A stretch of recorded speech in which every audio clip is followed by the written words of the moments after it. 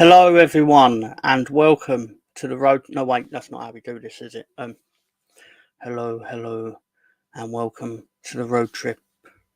Yeah, that's the thing that he does. Hello, welcome. At the moment, it's just me. Gary has, I think it's a family situation. Obviously, hoping everything will be okay. And Sam, it's his birthday, so quite rightly he's spending it with his family, I'm guessing, and not with me. So understandable. Link went out to Alonso and Spencer, so they'll turn up when they turn up, if they turn up. In the comments, he'll swing by at half time and hit the likes. Thank you, Ange. Even though I'm pretty sure she's already back over at Ryan's. So yeah, football has started, and let's have a look at the scores. It's been a goal already. Rodriguez for Burnley has scored he scored in the first minute, but with 4 minutes in, Burnley 1, Sheffield United 0. Assist from Charlie Taylor. Middlesbrough have scored.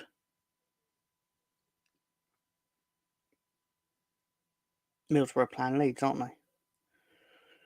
It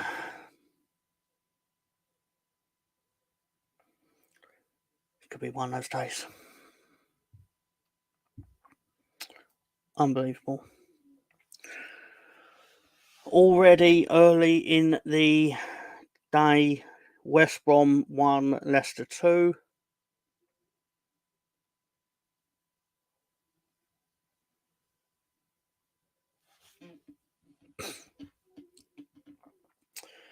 Because of course it was.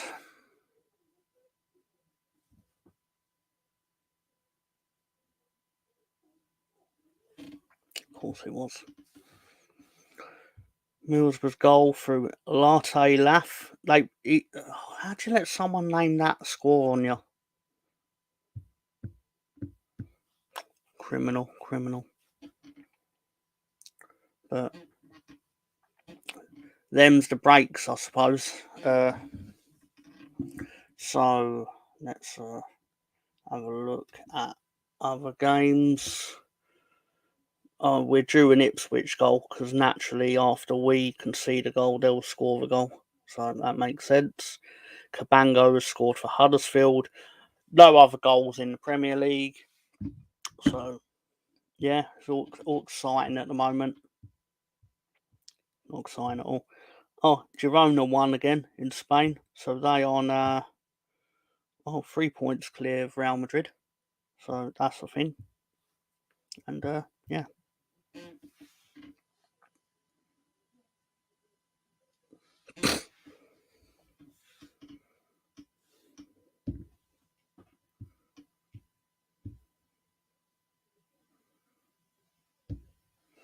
Genoa are beating Empoli, which is massively exciting.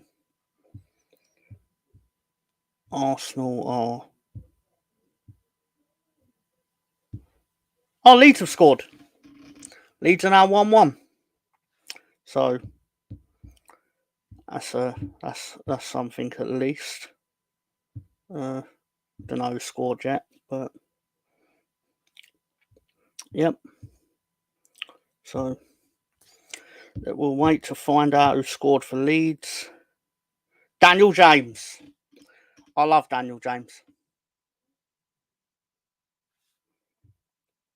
Did I ever tell you how much I love Daniel James? Because he's the man. He's the man. I believe that is a 5th goal in 5 home games for Daniel James. So Dan. Amazing. Let's get the ball rolling. So Sheffield Wednesday have scored against Blackburn, if anyone cared.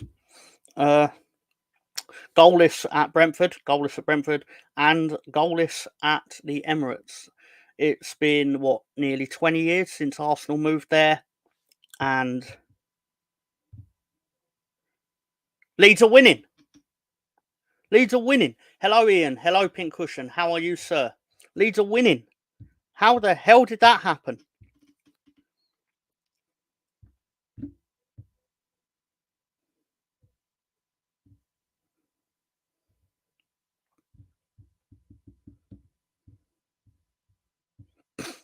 Incredible, incredible.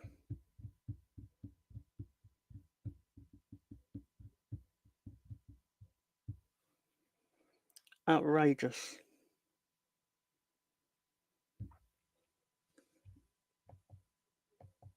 He's wrote cry, which I'm guessing means there's been a goal for Mr. Somerville. I'm guessing. I don't know. I don't know. We do know it is Somerville. It is Somerville. That is sensational stuff. Sensational stuff.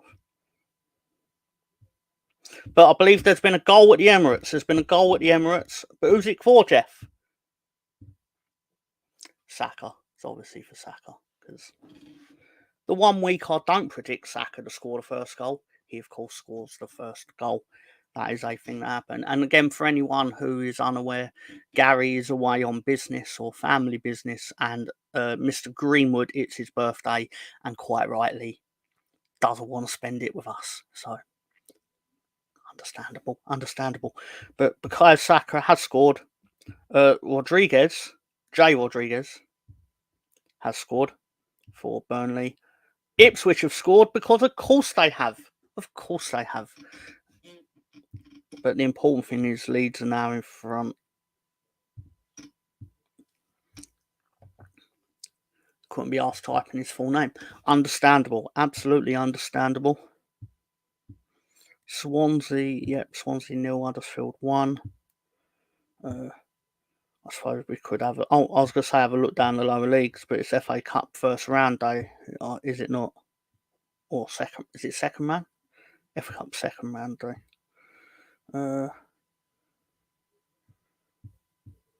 Did Wrexham play in this yet? I suppose I should have a gander. This game is crazy at Elland Road, it seems. Wrexham are... Oh, they're playing tomorrow against Yeovil. So,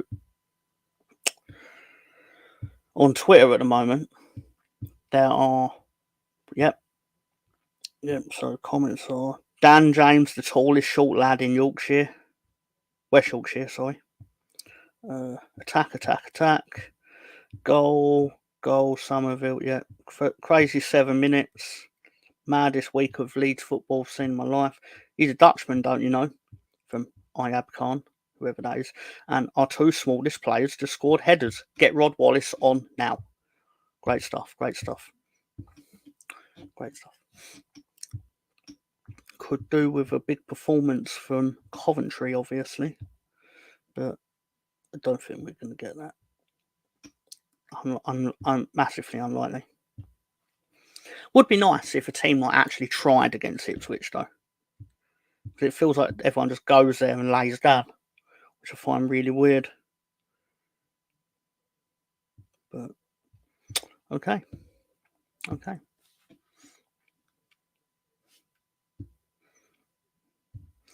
Any more updates in the Championship? No, just so in the Premier League, Arsenal winning, Burnley are winning, and Brentford is goalless. So, yeah, that's the thing.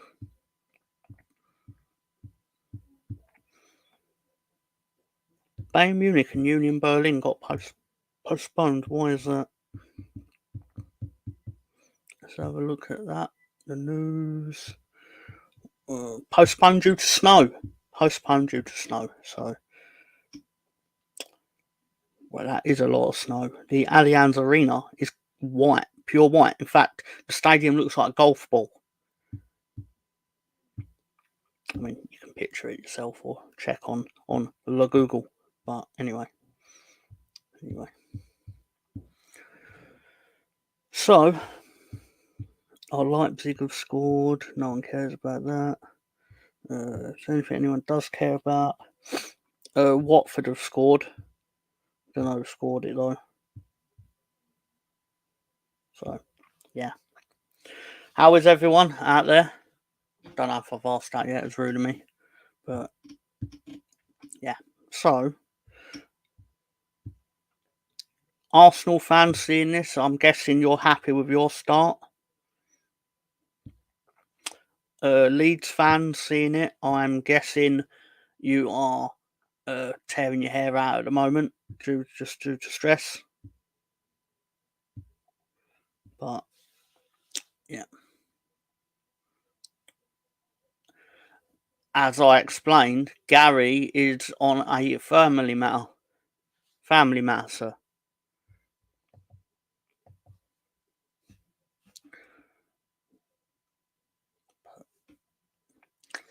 Nothing much else I'll say to that. And Sam is his birthday, so he's away. So anyone who is only here for them, you're shit out of luck, I'm afraid. So yeah.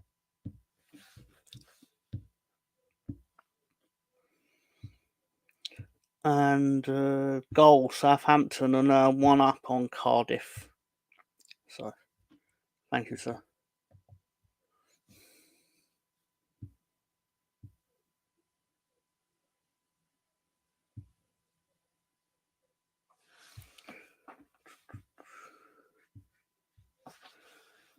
Well, Ryan must have a stream on. But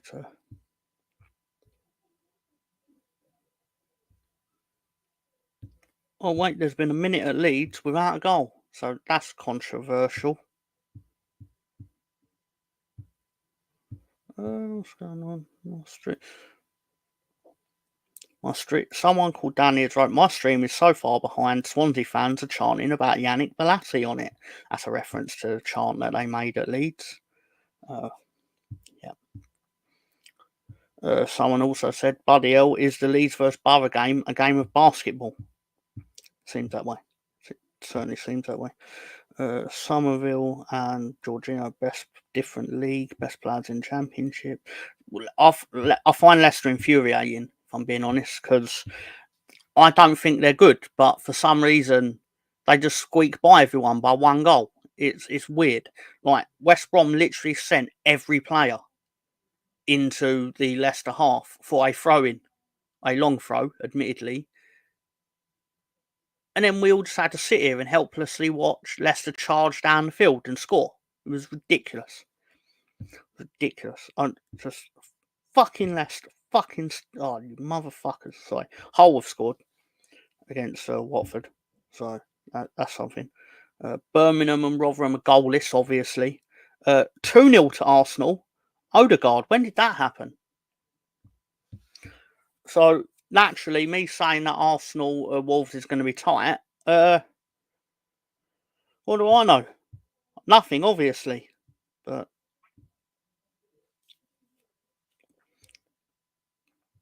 yeah.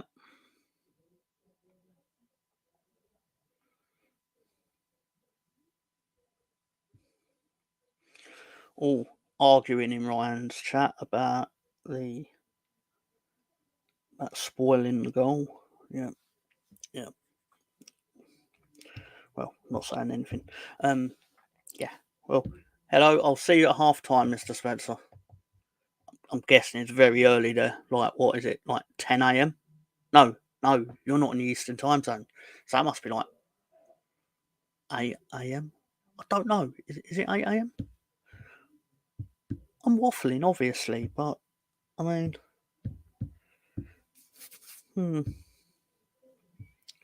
So,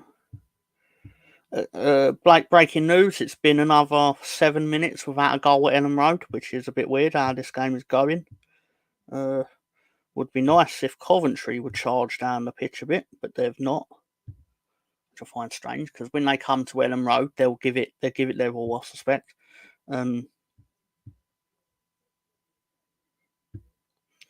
everyone's welcome to give it their all, but just do it to everyone. Do it to, try your best against everyone. it's mainly our fault because there's so many like Yorkshire derbies in the league this season. They're all at the bottom. Like everyone in Yorkshire, like Rotherham, Sheffield Wednesday, well Huddersfield were, but they're doing it slightly the point away. 3 teams at the bottom in Yorkshire, and you know they're good, even though we did murder Huddersfield, but you know my point. You know my point. 3-0. No, not 3-0. Forget that. Not 3-0 Arsenal. There's still 2. Still 2.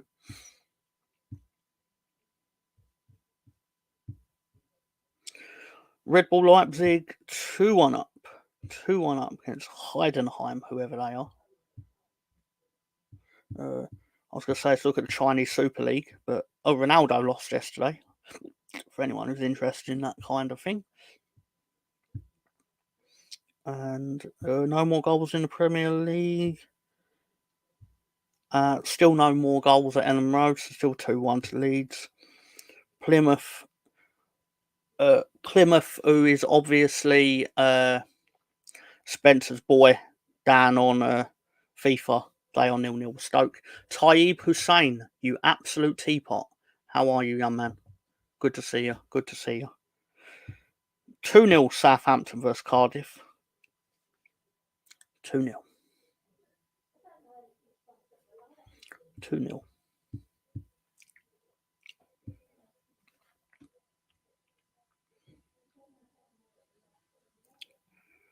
So, nothing else has happened.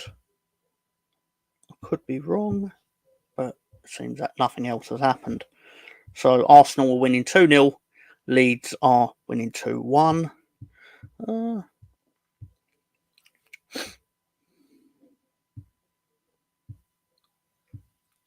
I believe Melier has made a save. But, yeah, so that's the thing. That's the thing right now. Leeds apparently have 3 players directly involved in 10 or more goals in the Championship thus far. Impressive. Unsurprisingly, those are Somerville, Jorginho Rutter, and Daniel James. Will he not know who? Anyway, I'm sure that'll come back to bite me because it usually does. Oh, look who's in. Look who's here. Look who's decided to turn up.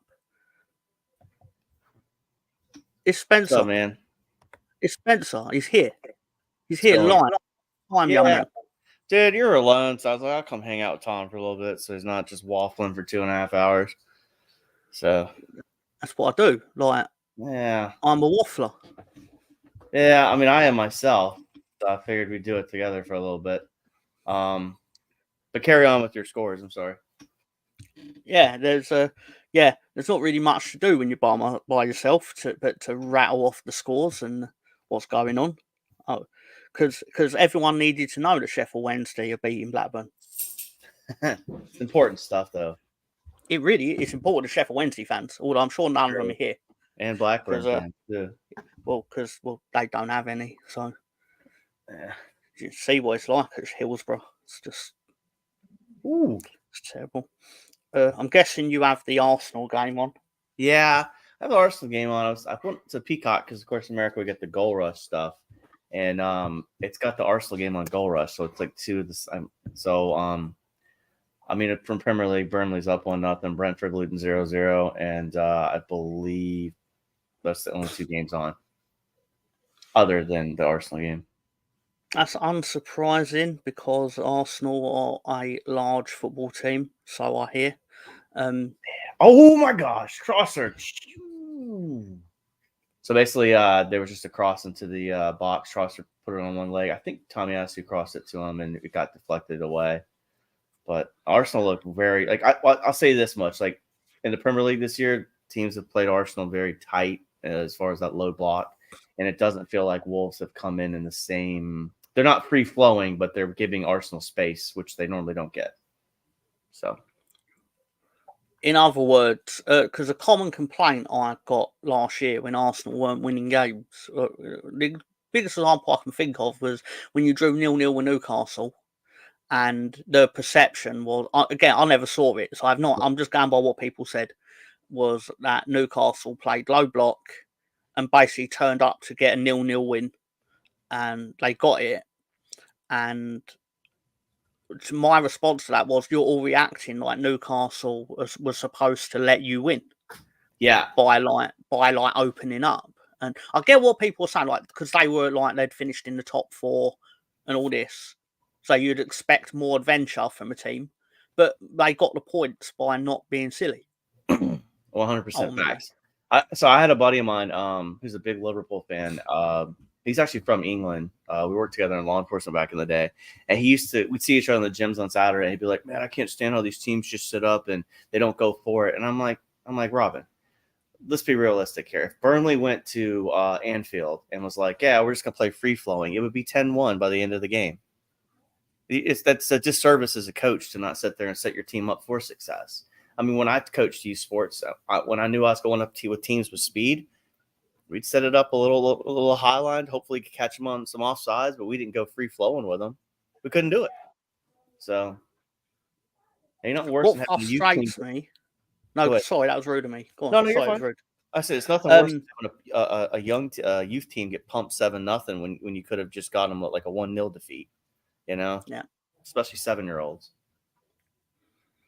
Yeah, like, I'm going to hypocrite myself here because I get frustrated when I see teams set up against Ipswich in a way where I'm like, it's like you're inviting Ipswich to beat you, and then they'll turn up at Ellen Road and put 5 players behind the ball, and I'm like, Ipswich are literally above us, but you're treating us like, oh, we're the big dogs sort of thing, and it's like, yeah, maybe we are, but because of our front 4, but it's just irritating. It's irritating. I'm like, why are you set up to let us score 10 goals? Like, you're set up to let Ipswich score 3. But anyway. But that's the thing about football. Teams have the right to do what they want, and I'm not the Lord Mayor of defence. So, oh, look, it's the birthday Lord. Oh, that's right. I eat, I'll read it in Insta. Like, I eat peacocks for lunch. Spencer, one of the light bulbs out front of your house isn't working. There is one that's not working. But it's just going to stay not working. It definitely ain't going to get fixed while the Arsenal are playing. I think it's fair to say. Yeah. Nope. It will not. Oh, unfortunate at home park. Thing. Plymouth 0, Stoke 1. It's a sad day. It's sad. Yeah. Tragic. I don't want to sound arrogant when I say it, but like, I don't wish ill on teams that are not a threat to me. So would you be reminiscent me, because there's a goalkeeping change in the Wolves? I think Saw is coming off with a back injury. Would it be reminiscent me to ask your thoughts about SmackDown last night when Randy Orton called out Roman Reigns, or is that we want to pivot a little bit? No, happy to do that. I thought. I think it presents more interesting possibilities than just having Randy Orton on Monday nights fighting various combinations of the Judgment Day. Whereas now we're just going to get him fighting Jimmy Uso every week until Roman turns up. He will turn up. Are they pushing Randy again, you think? I don't think they ever not push him. I think there's just degrees of... there's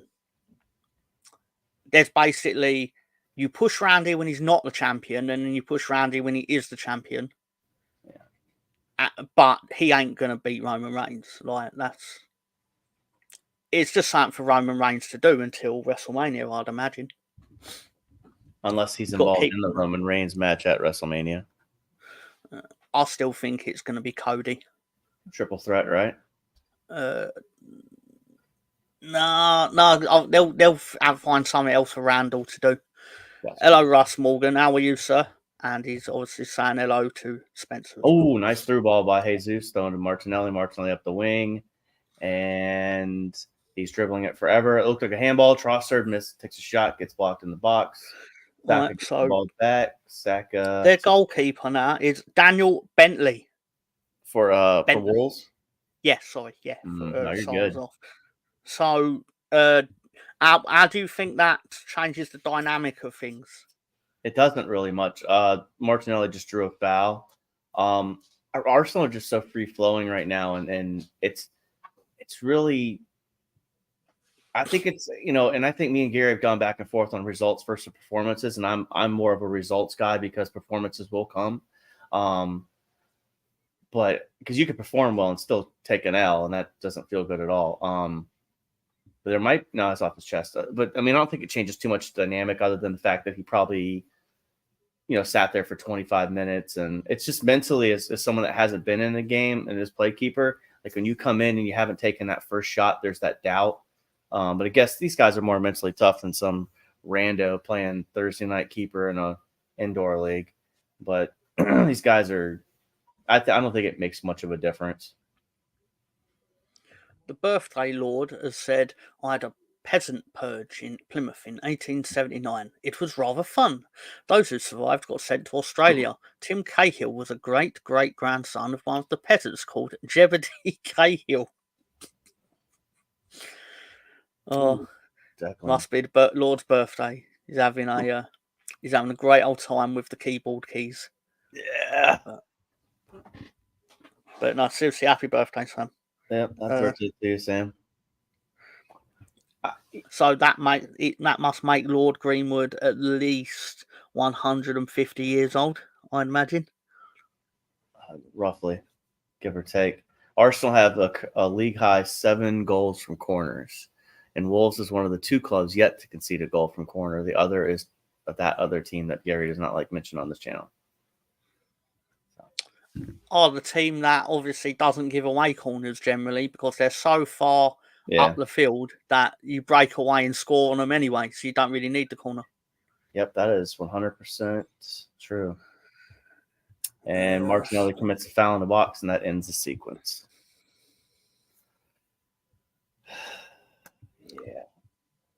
Yeah. So one more question now.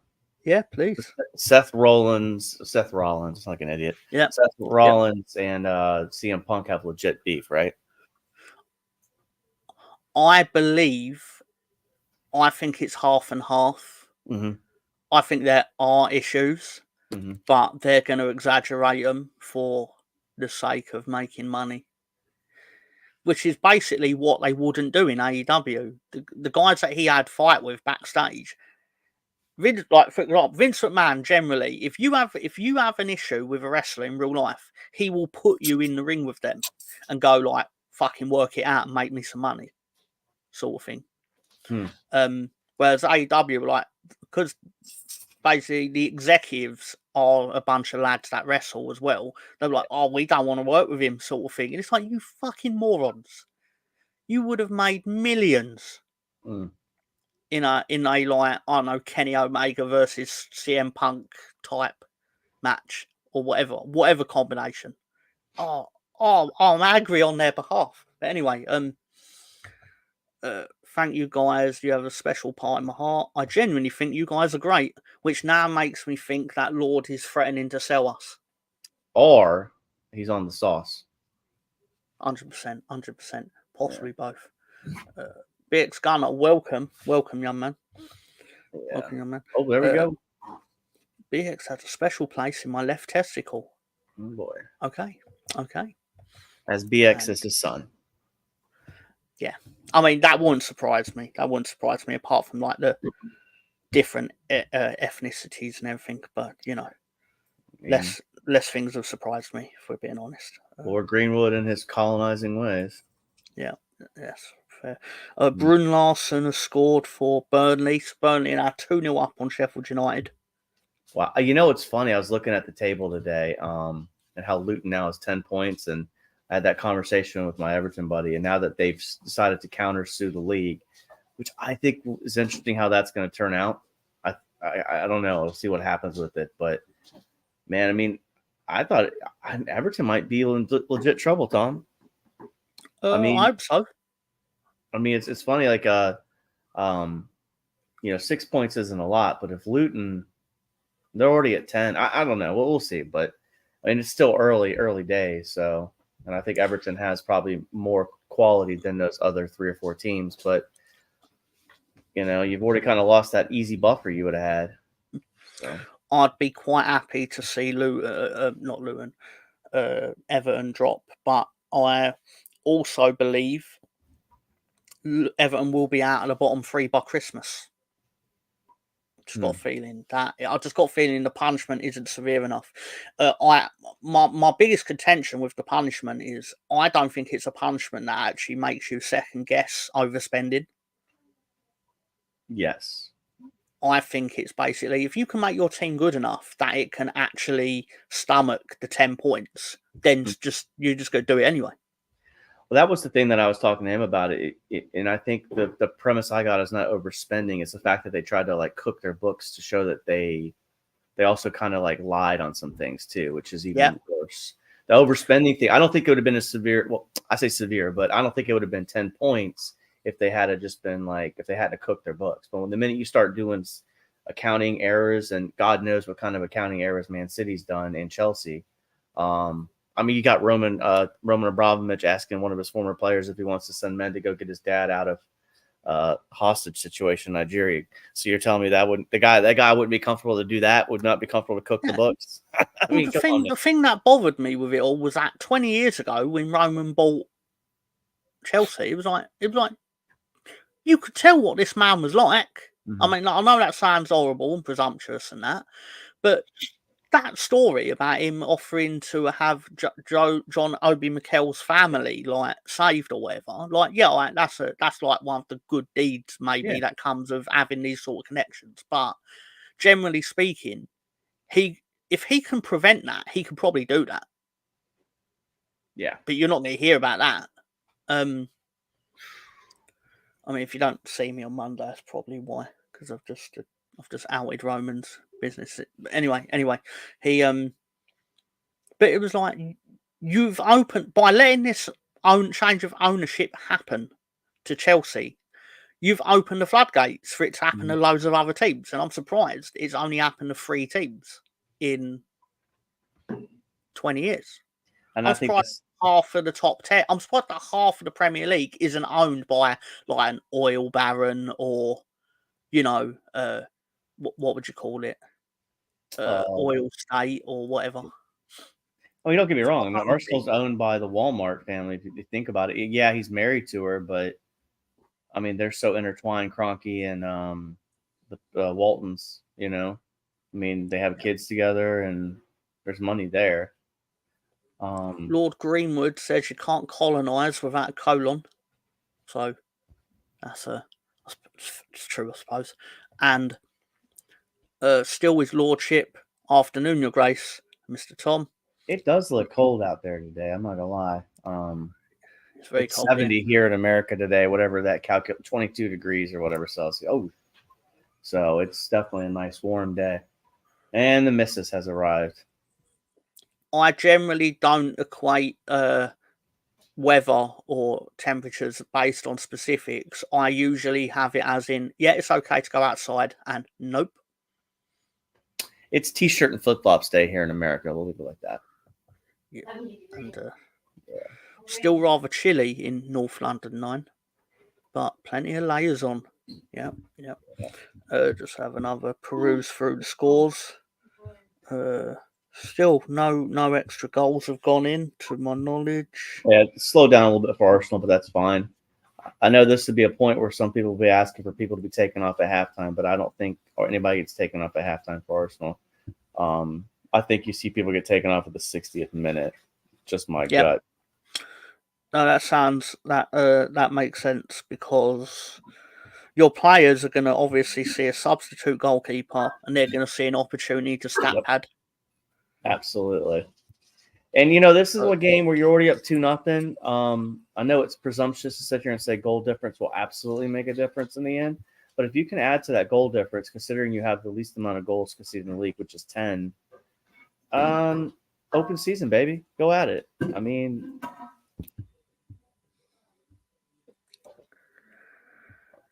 okay, it's 29 minutes since Leeds scored.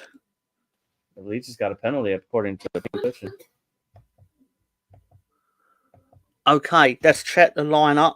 Let's make sure Bamford's not on the pitch. Bamford can't take the ball off anyone. Wonderful. Wonderful. All right, come on, one of the Leeds players. Slot it in. Sorry. I just got worried. Like, is Bamford on the... Anyway. No, seriously. Oh, he's your favorite player, brother. You should get... I genuinely don't hate him. I don't. Like, I like to mock him for comedy value, but... how are we all? Is Lord Greenwood feeding his peasants and shooting his pheasants? Nico just got his Or is pocket it the back. other way around? Oh, that's an interesting question you postulate, Mr. Morgan. And Martinelli comes and gets the ball back. Well played by Martinelli. Lord Greenwood, if you are out there, sir, can you please confirm or deny the claims of Russ Morgan? Thank you. And Pirro's taking it. I'm going to trust you on this, Pincushion. Oh, sorry. Big lab. Sorry. There's a bunch of FA Cups. Is that what's going on today for the championship, the FA Cup rounds? Not the championship. League 1 and 2 will be playing the FA Cup. I think it's the second round, to be fair. Yes. I turned on my... Goal Leeds. Goal. 3-1. Wonderful. Oh, Martinelli just hit the post, man. What a beautiful sequence. Saka crossfield pass. Oh, here comes Declan. Declan at the top of the key with a shot. Oh, yeah, they're looking for... Yeah, Martinelli had a beautiful shot that just hit the post. He's putting it out there today. Tommy Asso made a pass from the back to Saka. Saka got the ball at the end line, took on 2 defenders. Crossfield to Martinelli. Martinelli from the 18, ducks 1 defender, hits the post. Russ has a dog as well. Too cold for him to go out. I'm not surprised, sir. Not surprised at all. My dogs don't mind going outside. I got the German Shepherd. The lab's a little bit. He doesn't have the same hair, but the German Shepherd, she don't care. She's like, all right, cool. It's not hot. It's funny though. I did say it was almost 30 minutes since Leeds scored, and then immediately penalty came up. So who scored the goal for Leeds again? Joel Pirou. Or Pirou. Oh, gotcha. Russ's dog is 14. May live longer, you know. They're around. You don't get them forever, man, but they're such a but they're such an important part of your life. So, you got any pets, Tom? Right? I've not. I used to have a what they call a minor bird. Mm-hmm. I don't know how that sounds as a word, but it's a real thing. I had two lovebirds as well, but I named them Bill and Ben, although one was Billy. But yeah, I mean, this was more when I was younger, but yeah. Unfortunately, they all passed on. But yeah, that was a. But I've never had a dog or anything like that. I've looked after dogs from family members, like they've dropped them off here. Yeah. But I've not personally owned a dog. Tell you what it is, I wouldn't knowingly neglect an animal, but I don't trust myself to actually own a dog. If that makes sense. Yeah, cats are easier though. I mean, dogs are. I don't know. I mean, I have both, so I'll be fair with you. The big thing about cats is they're needy little bastards, and they're one of those. They're like the meme of the animal. Like I think you've seen it, where like the cat's like later loser, thanks for dinner. Where dogs are like, hey, what are you doing? What are you doing? If you move awkwardly, they're like, let's go outside. So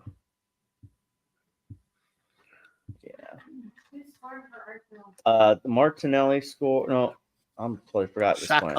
Saka and Odegaard. Sorry, why did I say Martinelli?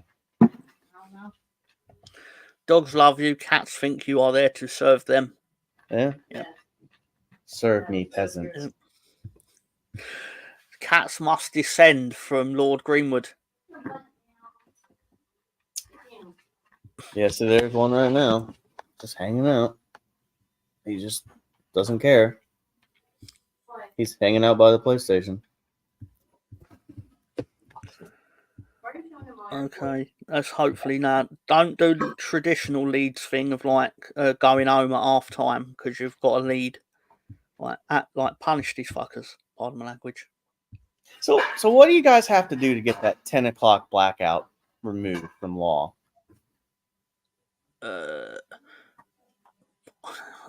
It's existed for so long that I don't think it will ever go. I think it's criminal, but that's. I mean, us Americans are lazy, but if someone was to tell us like you can't watch games from this time frame, there's too much money to be made to do that. Well, no, it was done. It was done to save lower league football, because the theory was that if you could watch a game on television, you're not going to go and watch football in general. Like, you won't attend it if you can watch it at home. But then furthermore, a lot of lower league clubs, like for example, the nearest club to West Ham Stadium, and it's got even closer since West Ham moved to the London Stadium, is a club called Leyton Orient, who bounce around between like League 1 and 2 and that. Yeah. So a lot of their attendance comes from West Ham fans that want to go and watch football, but West Ham are up north or something like that. And that's a big part of the income. That's obviously not an isolated incident with like how many clubs there are. And like you say, there are people that love to go and watch football, but they won't if they can just watch their own team on TV. So obviously we have like the deepest football pyramid. Oh, for sure. Easily. In the world, like by a mile. Like there's nothing even close. And like a lot of these clubs rely on the fans of the big clubs that just want to watch a game. And you got 92 in the pyramid, right? Yeah. But you've also got the non-leagues teams that could come up. So yeah.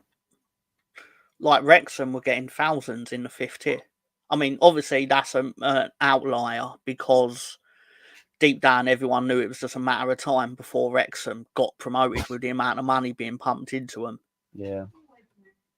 I wonder what the ceiling is for Wrexham.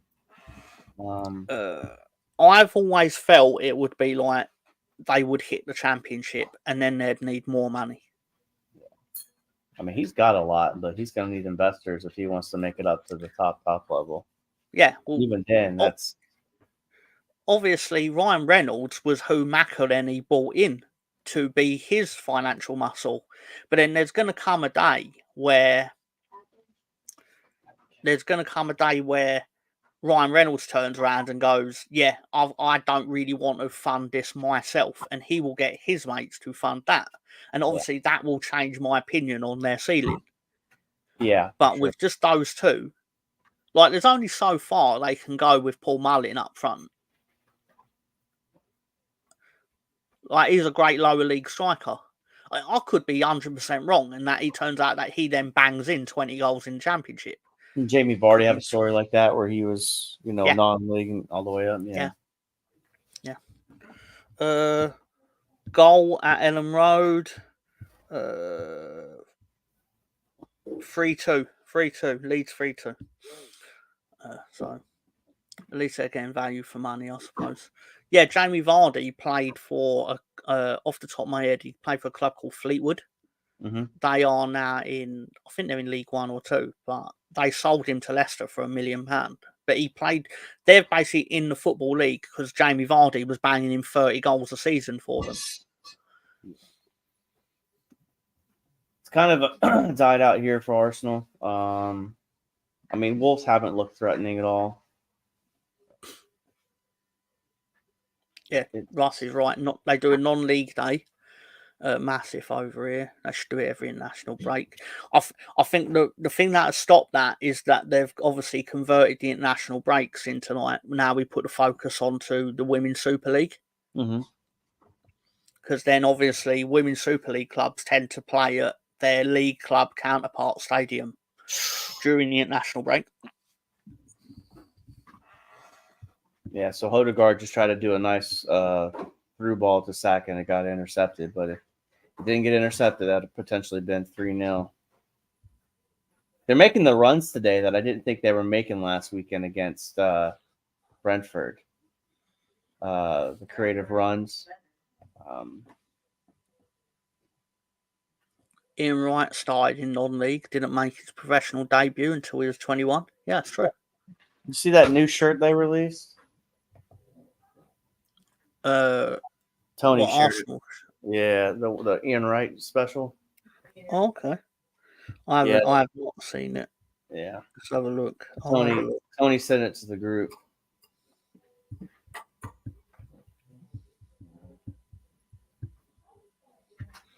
It's got a bunch of like montage pictures. It looks like Is it the grey thing? it's got a little black on it. It looks like the Mexican club. I can't think off the top of my head. I think Club America had a nice looking kit, but when you go and you zoom in, it's got different pictures of him, different sayings. It kind of looks like streetwear almost. I like it, but it's funny. I was texting a group and the Daggone Club wants $95 for it, whatever that is in pounds. But you go to the Adidas website and it's $25 cheaper.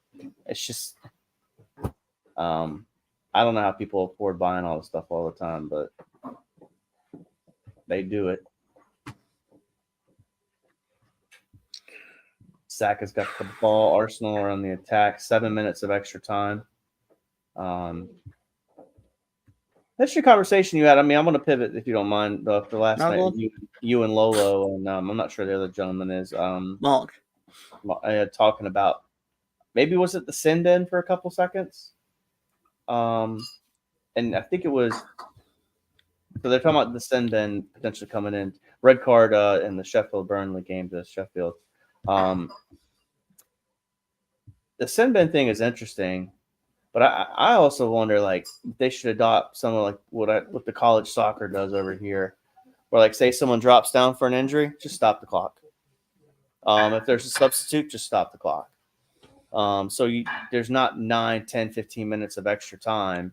Now you don't stop the clock for throw-ins, obviously, but some of these time wasting events that you know that it's time wasting, just stop the clock so you're not getting 45,000 minutes of extra time. You'd have to stop the clock for everything because people would then. The new thing to complain about would be you're picking and choosing when to stop the clock to suit certain teams and situations. Right. So it will eventually.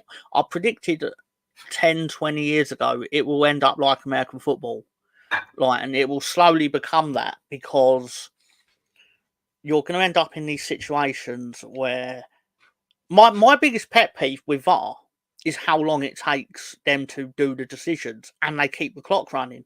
I think if they take 4 minutes to check whether a player's in front of another player in a photograph, you need to put that 4 minutes back on the clock because that don't benefit anyone. Yes. Like that Chelsea Tottenham game was absurd. Like the ball was in play for about 24 minutes or something like that. Yeah. And I think eventually they're going to realise this and then go, they'll start football matches at 7 o'clock instead of 8 o'clock to account for the fact that they're going to stop the clock. I think the TV product is eventually going to dictate some of the change. It usually does, especially over here in American sports. Yeah. And Wolves are on the run. Gabriel's defending. He's got the ball at the 6-yard box.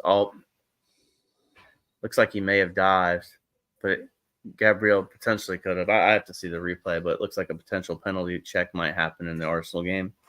Yeah.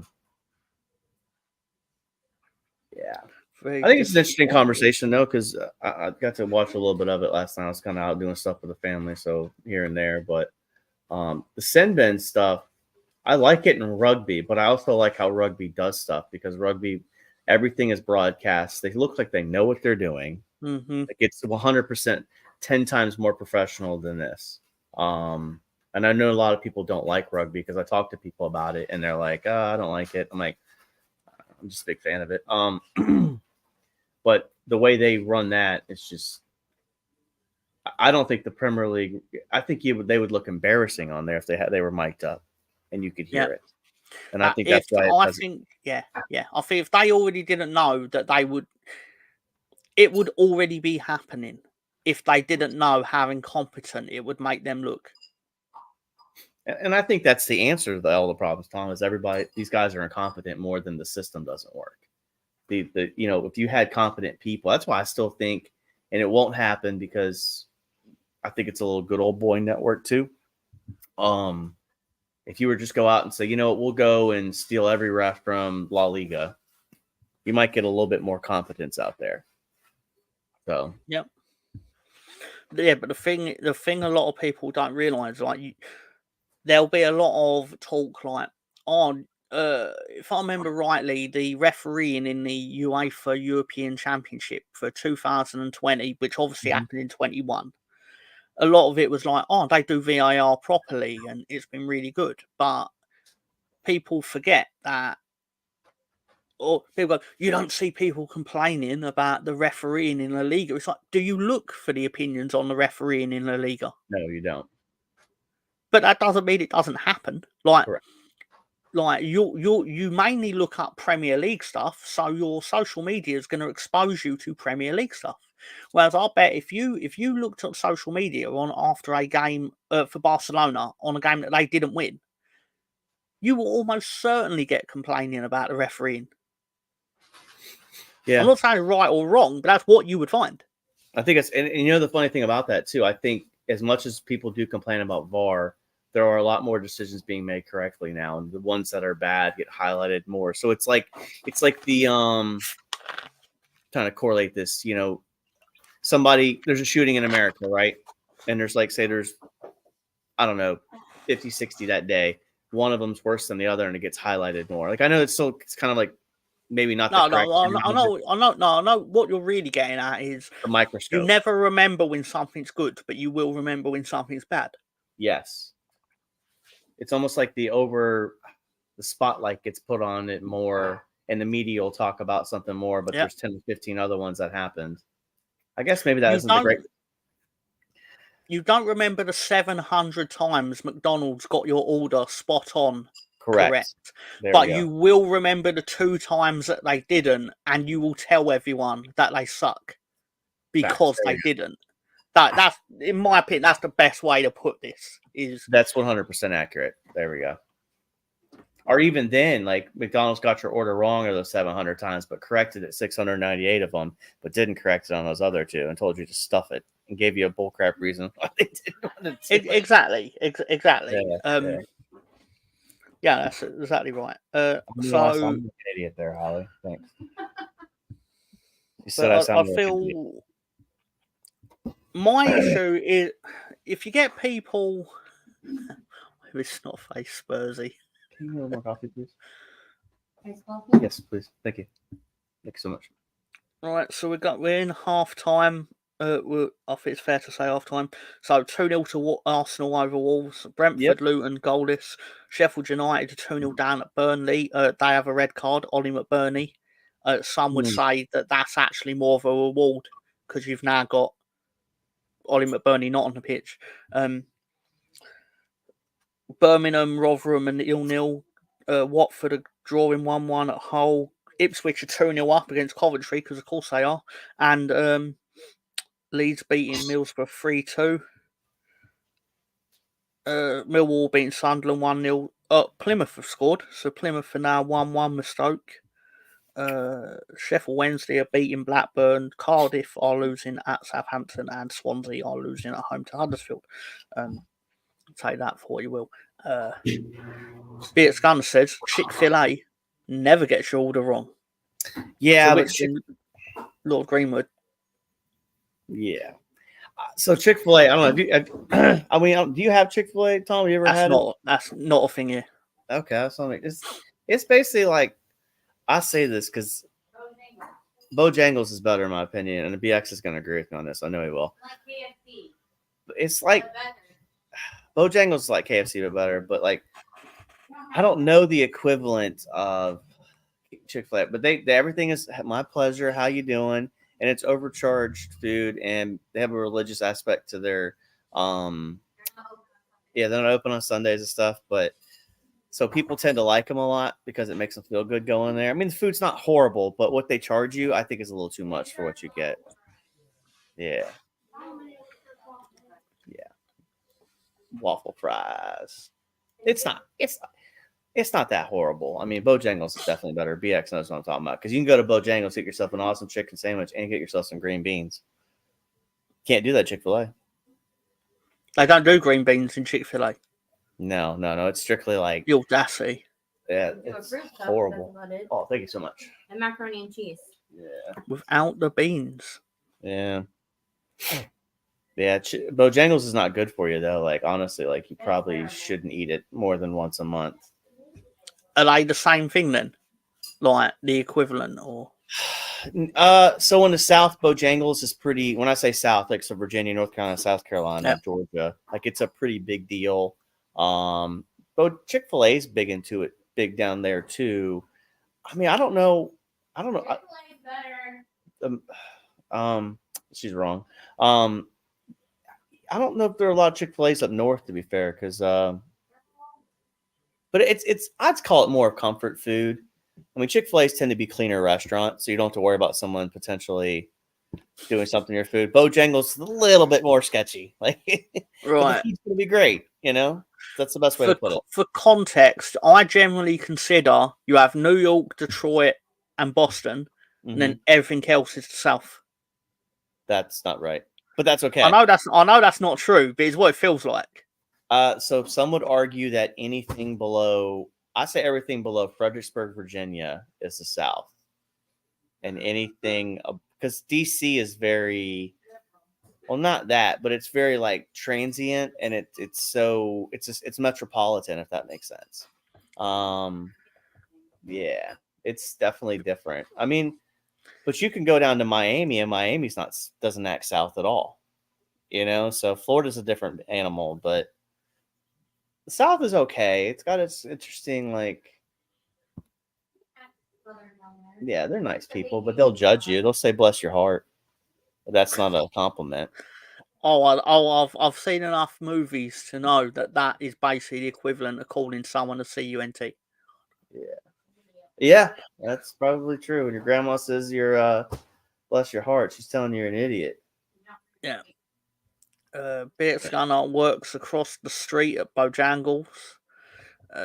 From Bojangles, sorry, not at Bojangles. Sorry, I've done you dirty there, BX. Apologies. Lord Greenwood says, "My dogs soon get warm running after and savaging peasants." Wow. Wow. That's Lord Greenwood, everyone. Lord Greenwood. Bojangles is a McDonald's Chick-fil-A. What? Bojangles is like the McDonald's Chick-fil-A. It's like the no. Yeah, it is. It's not. No, it's better than that. That's disrespectful. It is. No, I think you're wrong. Agree to disagree. We just have good breakfast. They've just opened some Bojangles, I believe, or is it Bojangles or Chick-fil-A in New York City. Lord Green says Spencer had a minor bird, but killed it in the mine. Canary M. Burns, dead in the mine.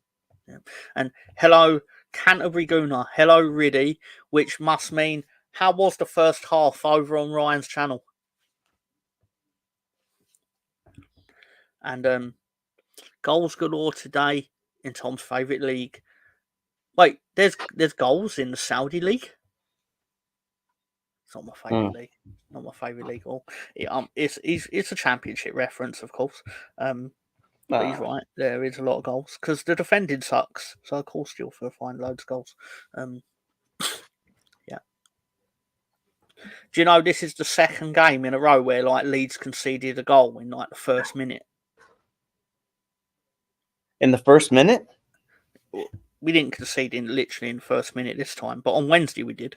Sorry, 3 minutes today, first minute on Wednesday. That's crazy because that just shows lack of focus going into games at times. Yep. That's exactly our problem because we then went on to concede a goal in the 45th minute. So we actually don't concentrate at the start of the half and the end of the half. This is a big problem. Yeah. A massive problem, actually. The only thing that remotely bails us out is that the front four are so good that we just score anyway. So Arsenal have 12 shots at halftime to 2 by Wolves. I think it's probably the best start they've had in the Premier League in games so far today. You know, as Gary would say, the performance has looked good. And that's interesting, and it's kind of maybe the subs do potentially happen here at halftime for the Arsenal because you got Luton on Tuesday, and then Aston Villa on Saturday. So that's going to be festive fixtures, coming left and right. Ollie McBurney's red card was a straight elbow to the face. in the box. Makes Well, you know, sense. He got 2 yellows in the first half. That Same. Ollie McBurney's a thug. Nothing against him, really. That's the guy that got smacked in the face in that Forest game when they got promoted in the playoff, right? That sounds right, yeah. Yeah, it's crazy. No. Could do with another 4 Leeds goals in the second half. Would be nice. Anyway, sorry. Just trying to manifest something that's happening by wishing it. I can get you some stats from the game, Tom, if you want them. That's all right. I can. That was a kind way of saying. No, I mean, with all due respect, I can also get them in 2 button clicks. Fair enough. I'm just trying to help out, brother. No, I understand.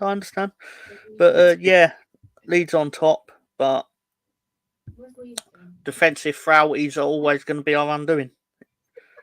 It's always been a thing with Leeds. We can't defend. Holly just asked where's the Leeds game on TV, and I said I'm not watching that. You're so dumb. Sorry. Don't feel bad. My boss asked me yesterday, and he's a good friend. He goes, "Hey, do you read your emails?" I'm like, "Not always," because I forgot to do some instructions on the email. And apparently, me and the other person forgot. So that's all right. That's how I am with most people's direct messages. So it's fair enough. Trossard dropping in the ice and tactic talk. Yeah, Trossard dropping deep is interesting. The Odegaard goal was sublime. Yeah, and there's a beautiful goal, top of the key. Really going through his thesaurus there to describe the Odegaard goal. Sublime. So is England cricket playing West Indies tomorrow? Apparently so. Tours watch along for England's tour. The thing I find funny with cricket is that it never stops. Yeah. That's boring. Never stops. And I know people go, football never stops either. It's like, well, no, there is like a 3-month period of the year where Leeds don't play football. And you got so many different types of cricket too. You got T20, you got Test matches, ODI. It's like, yeah, it's hard to keep track of. Yeah. I'm surprised they even tried that they changed the format with it's 10 overs of 10 ball. I think it's called the 100. Mm-hmm. Yeah, the 100s. Yeah. And I mean, they got I'm surprised. ESPN Plus right now. I can watch all sorts of cricket. I can watch New Zealand and Pakistan tonight. West Indies and England tomorrow at 8:30. I mean, I think it's only really a thing here because of all the rich people that loved it. I mean, I see value in it. I'm not anti-cricket. I mean, I just like watching the horse match. The horse match is so much quicker. To me, it's I could be wrong in describing it like this, but it was basically I don't know which was invented first, but it was basically either baseball looked at cricket and went, well, that's quite boring, so we're going to make our version of it, or it was the other way around, as in softball, baseball, really uncivilized. But either way, okay, fair enough. But either way, it seems like the sort of sport where either one of them, you will enjoy it more when you're there if you are drunk. You're not going to sit there and watch people take turns to hit a ball for the fun of it if you're sober. Yeah, yeah. I mean, because everybody talks about baseball and baseball on TV is kind of boring. But if you go to the game, people tend to go to drink a couple of beers and watch the game. Mm-hmm. More enjoyable. I mean, I can go watch baseball without drinking, but cricket, I mean, cricket seems pretty easy to understand, though. I mean, both baseball and cricket are pretty easy to understand, but.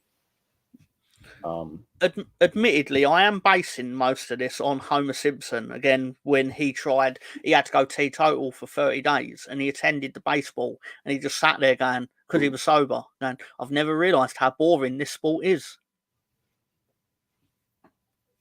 Yeah, they've done some things to improve baseball to make it quicker. Yeah, but it's still slow. I mean, it depends. My wife couldn't watch it, you know. Yes, I can. Nah, you can't watch it. You get bored.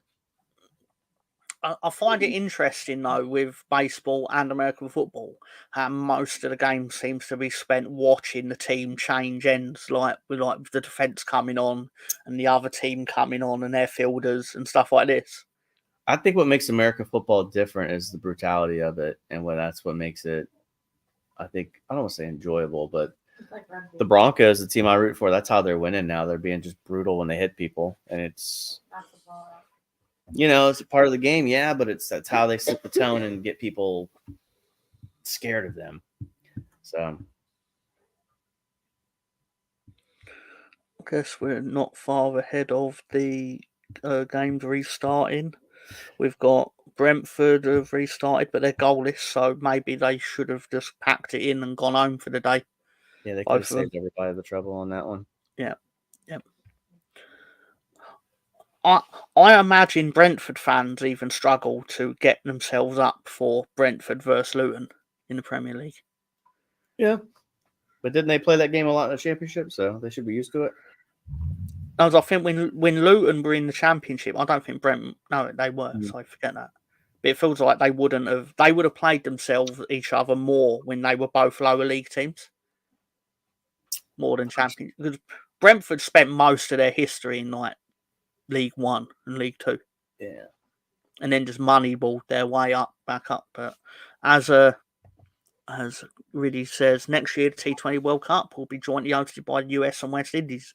Basically, it's cricket's roll with the dice to try and break into America, is my understanding. And they've obviously done it with the format that's the most easy to digest. Yeah, T20 is easy. What, 3 hours usually to get that done? I think people could watch that.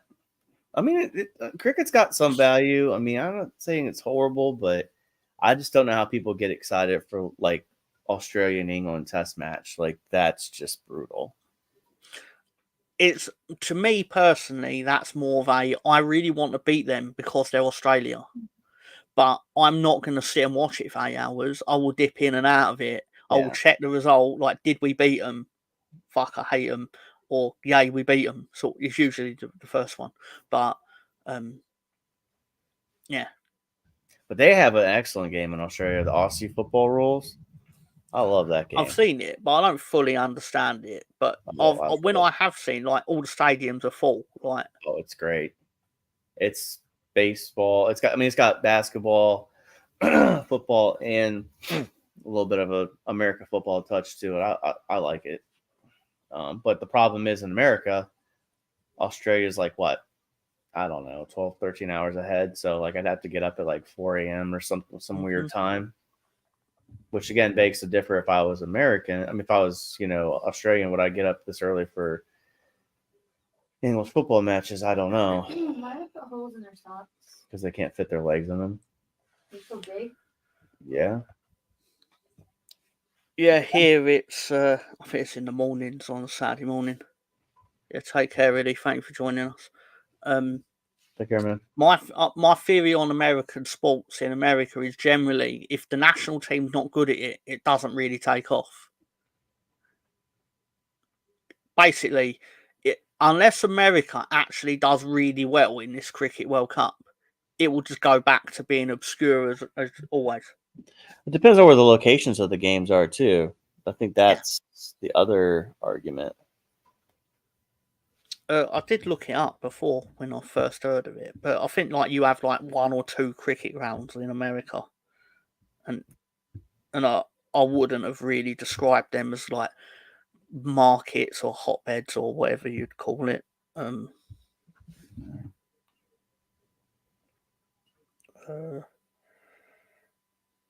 Nice. He does look more comfortable with the ball. So yeah.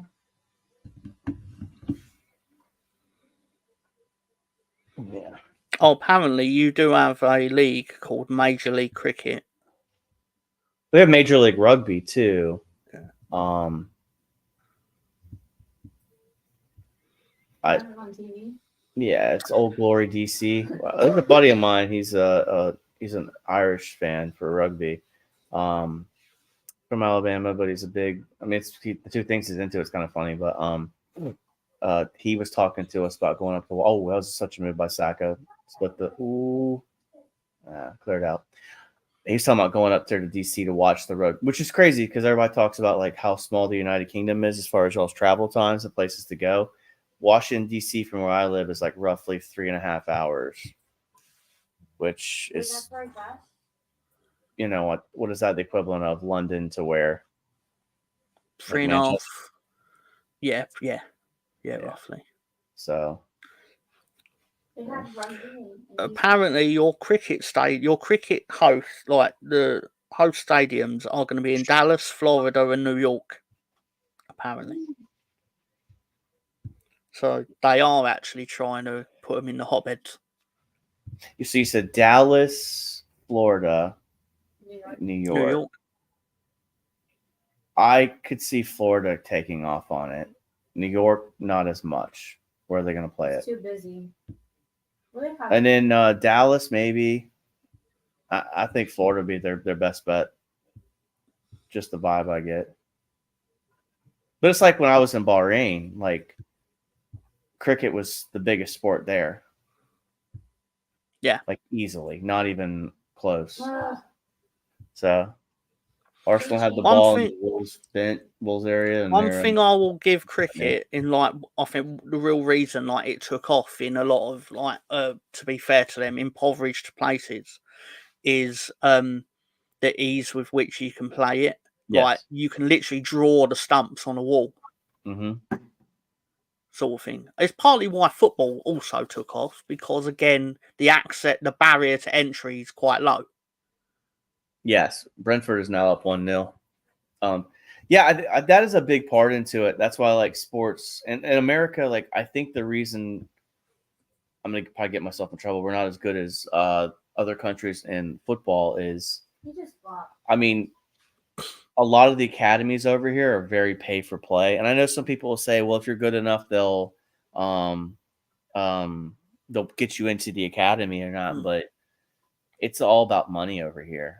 Right. And I'm sure it's like that in England and some places too. Don't get me. I mean, I'm not, it's there, but it's kind of a hotty toddy, wealthy travel ball type mentality where if you can't, if you're going to be good, you're going to travel. Yeah. And then it's the cost for families. Right. So like you could probably, I'm sure the academy system in England is probably more set up for anybody to play if they're good enough, right? And the club will take care of people and stuff like that. But they don't do that for in America. It's kind of like, we need you to pay us X amount of thousands per year to be on this team. Your parent, you got to pay for hotels. It's not even conducive. Like it's like they'll play academies from the equivalent of Manchester to London, right? You go to DC to play. Like that probably doesn't happen up there. Football is different. It's just and in American football like that seems to be a little bit easier for people to get in, even though the equipment, but it's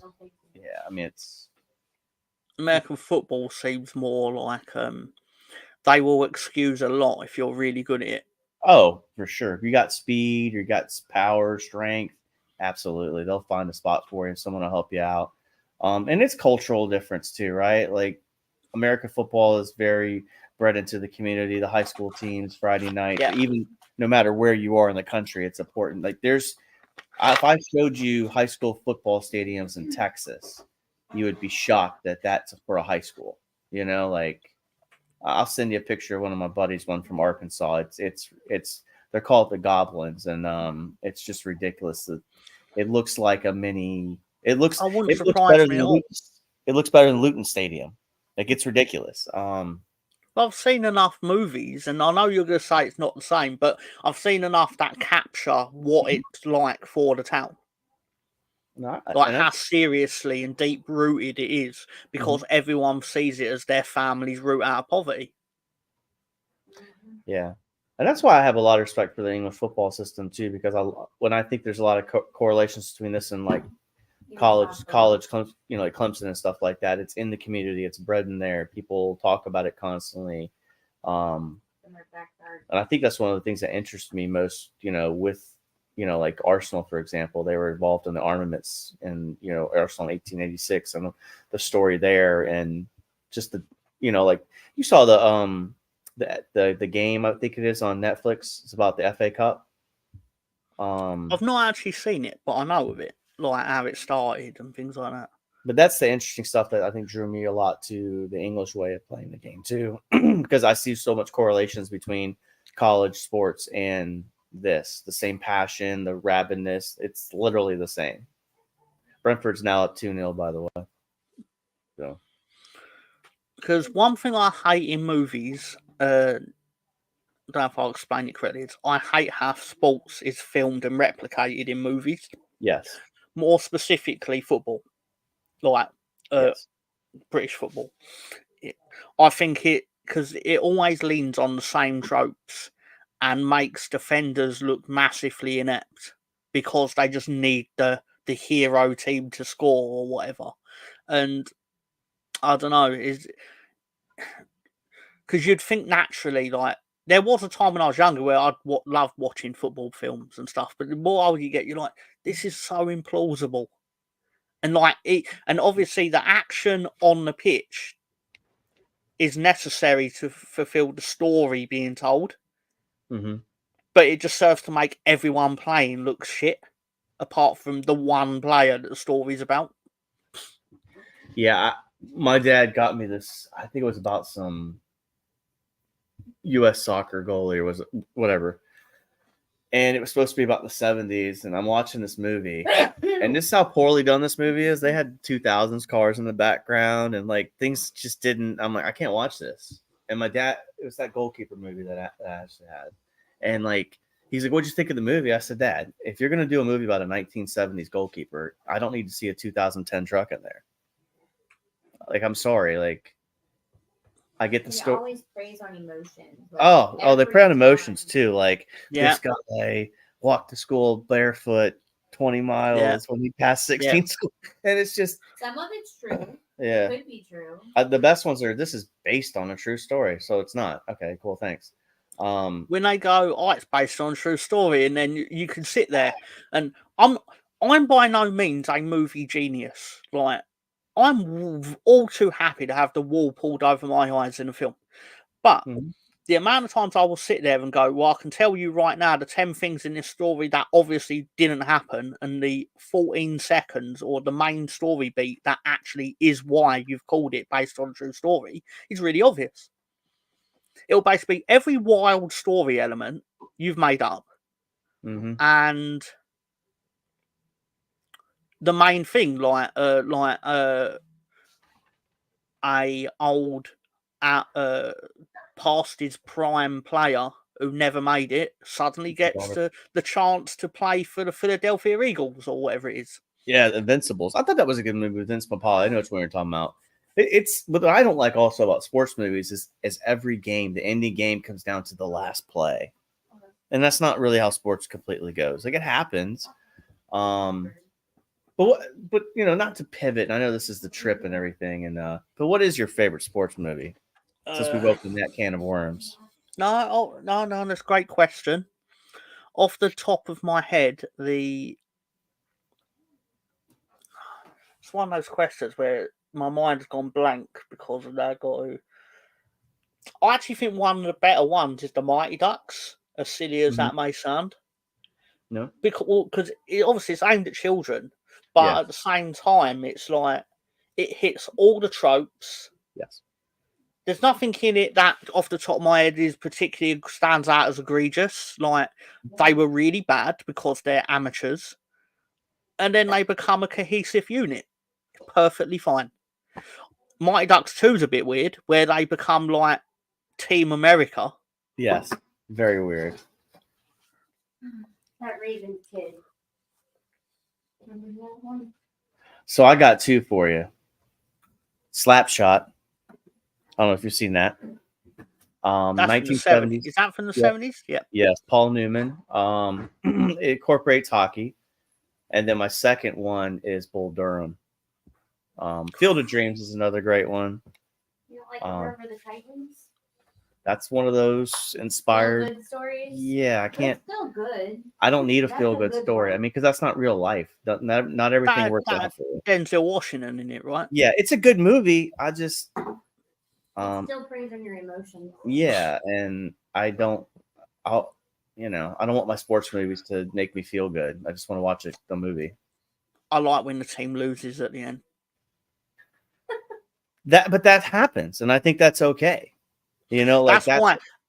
Actually, I can answer this. One of my favourite sports movies is Coach Carter for that exact reason. Mm. They win the final game in the movie, but then the movie makes a point of telling you, yeah, they qualified for the playoffs or the state champ, and they didn't win. But that weren't what it was about. It weren't actually about them winning the entire thing. It was, you know, and I thought, yeah, that's actually really cool.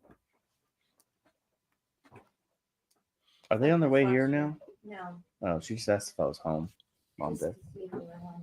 Oh. Rob Lowe. Yeah, so that's another one. Like, I have to think about some of these sports. There's a rugby movie I think that I have saved. I just haven't watched it yet. Is it the one with Nelson Mandela? No, it's not that one. This is an older, like 70s rugby movie. Okay. I'm familiar with that, the one you're talking about. Yes. Yeah. That one's really good. But I mean, Field of Dreams is another good one too, and that plays on your emotions. Don't get me wrong, that one does too. But it's something that I think for me I related to because the ending scene, this guy builds this field. You've seen Field of Dreams, right? It's Kevin Costner. Kevin Costner, like he like has ghosts on a football pit, baseball field. Yeah, and he ends up playing catch with his dad. Like, and of all the movies, like I don't cry during movies, but that one got me a little bit because you can relate to it, right? And it's like, it's a really good movie, and I think baseball movies are usually really good for the most part. Like Rookie of the Year was funny. Like some of them are just comical, but when it comes to real good sports movies, Bull Durham absolutely in the Slapshot, those two do it for me. So I could tell you a kind of sports movie that got me. Cool Runnings. Because again, they don't win. But winning is not what's important in that movie. It's the fact that they're there and they tried. And when their sleigh fell apart and then they can't carry it to the finish line, because that's what mattered, is that they finished the race or the contest or whatever you want to call it in the 4-man bobsleigh or whatever. It was like, yeah. I blame Hans Zimmer for the music because that also like stirred it up a bit. Like the old prick was just like, anyway. But bobsled. Where are they headed today? I don't know. Oh. I just want to see if they're home. Are they on their way here? No. So it's 2-0 times 3 in our Premier League 3 o'clock kickoffs. I believe it's 10 o'clock over in the America. 11:25. 11, yeah. No, I mean they kicked off at 10. Yeah. I got what you're saying. My bad. Arsenal kind of slowed down. Wolves kind of. It's about the 60th minute, and I haven't seen any subs for Arsenal at this point. I mean, the Wolves content to get out with a 2-0 defeat. That's the vibe I'm getting. They are about to bring a sub on. Oh, there's Tommy Asu. Tommy Asu's seeing the field like at a different level right now. I mean, he's seeing those through balls, and it's going to be hard for Ben White to get himself back in the team. Although, as Gary would say, it's about the rotation at this point, especially during these festive fixtures, as they call it. He's moving around better. They're all moving. 18. Sorry, couldn't help myself. Couldn't Couldn't help myself. You should see the championship fixture list for December. It's brutal. Go ahead, let's talk about it. For example, Leeds play 1, 2, 3, 4, 5, 6. Leeds play 7 games this month. That's a game every 4 days almost. Yeah, basically. We go. That's not including today. So obviously, it's actually 8 games in December. Good God. So next Saturday we play. Oh no, tell a lie. That does include today. Sorry, forget that. We go to Blackburn next week, and then I believe it's Coventry at home in midweek. Then we go to Sunderland. Then we've got Ipswich at home in what's like to be a massive game. Then we're away at Preston and West Brom over Christmas. So what's your expected point total during those games? Out of, I mean, obviously, I've mapped it out as 17 points. Undefeated, but a couple of draws in there. I mean, we've got 4 or 5 months just to chip away at the 2 teams above us. So, key thing is don't lose the games at home. Middlesbrough have had a player sent off, so handy. So what is the championship table looking like right now as of today? It'll be unchanged because the top 4 are all winning. And top of the league right now is Leicester? Yep, they won midday. Basically, West Brom handed them the contest in the 93rd minute because they brought all their players up for a long throw, and then Leicester won the ball and just darted down the other end and scored, which was frustrating to watch due to the fact that I couldn't stop it. But so we'll still be 7 points behind Ipswich, 8 behind Leicester. But again, for context, if Leicester had beat Leeds the other week, it would have been 17-point gap. At the time. So Leicester's probably guaranteed to come back up. I would have thought so, based on because what's annoying about them is that they're winning every game by like 1 goal. Whereas like Leeds, when we do win, we tend to blow teams out of the water. But then Leicester will win a match 2-1 with like their only 2 shots and things like this. And it's like, obviously it doesn't matter how you win as long as you win. But I'll just sit there like, how are other teams not beating them? Yeah. Keep in mind, Leeds won at Leicester and we won at Ipswich. And we're still behind them both. I'll pull the table up myself. I want to look at it real quick.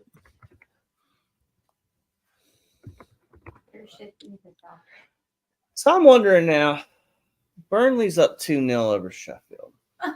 Right? Sheffield's manager probably has to get sacked in the next couple of weeks. Right. Ooh.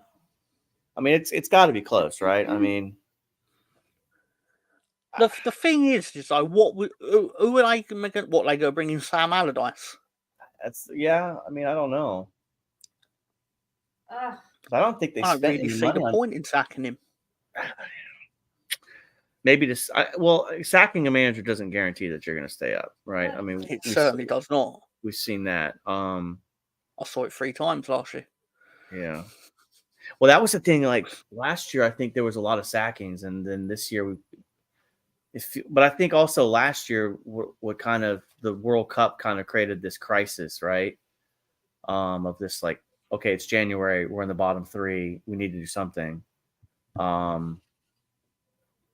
mean, I think Big Sam could have kept you up if he'd came earlier. I don't think. I've just got a stat that can prove that. Big Sam, in total, in his Premier League career, wins 1 game out of every 5.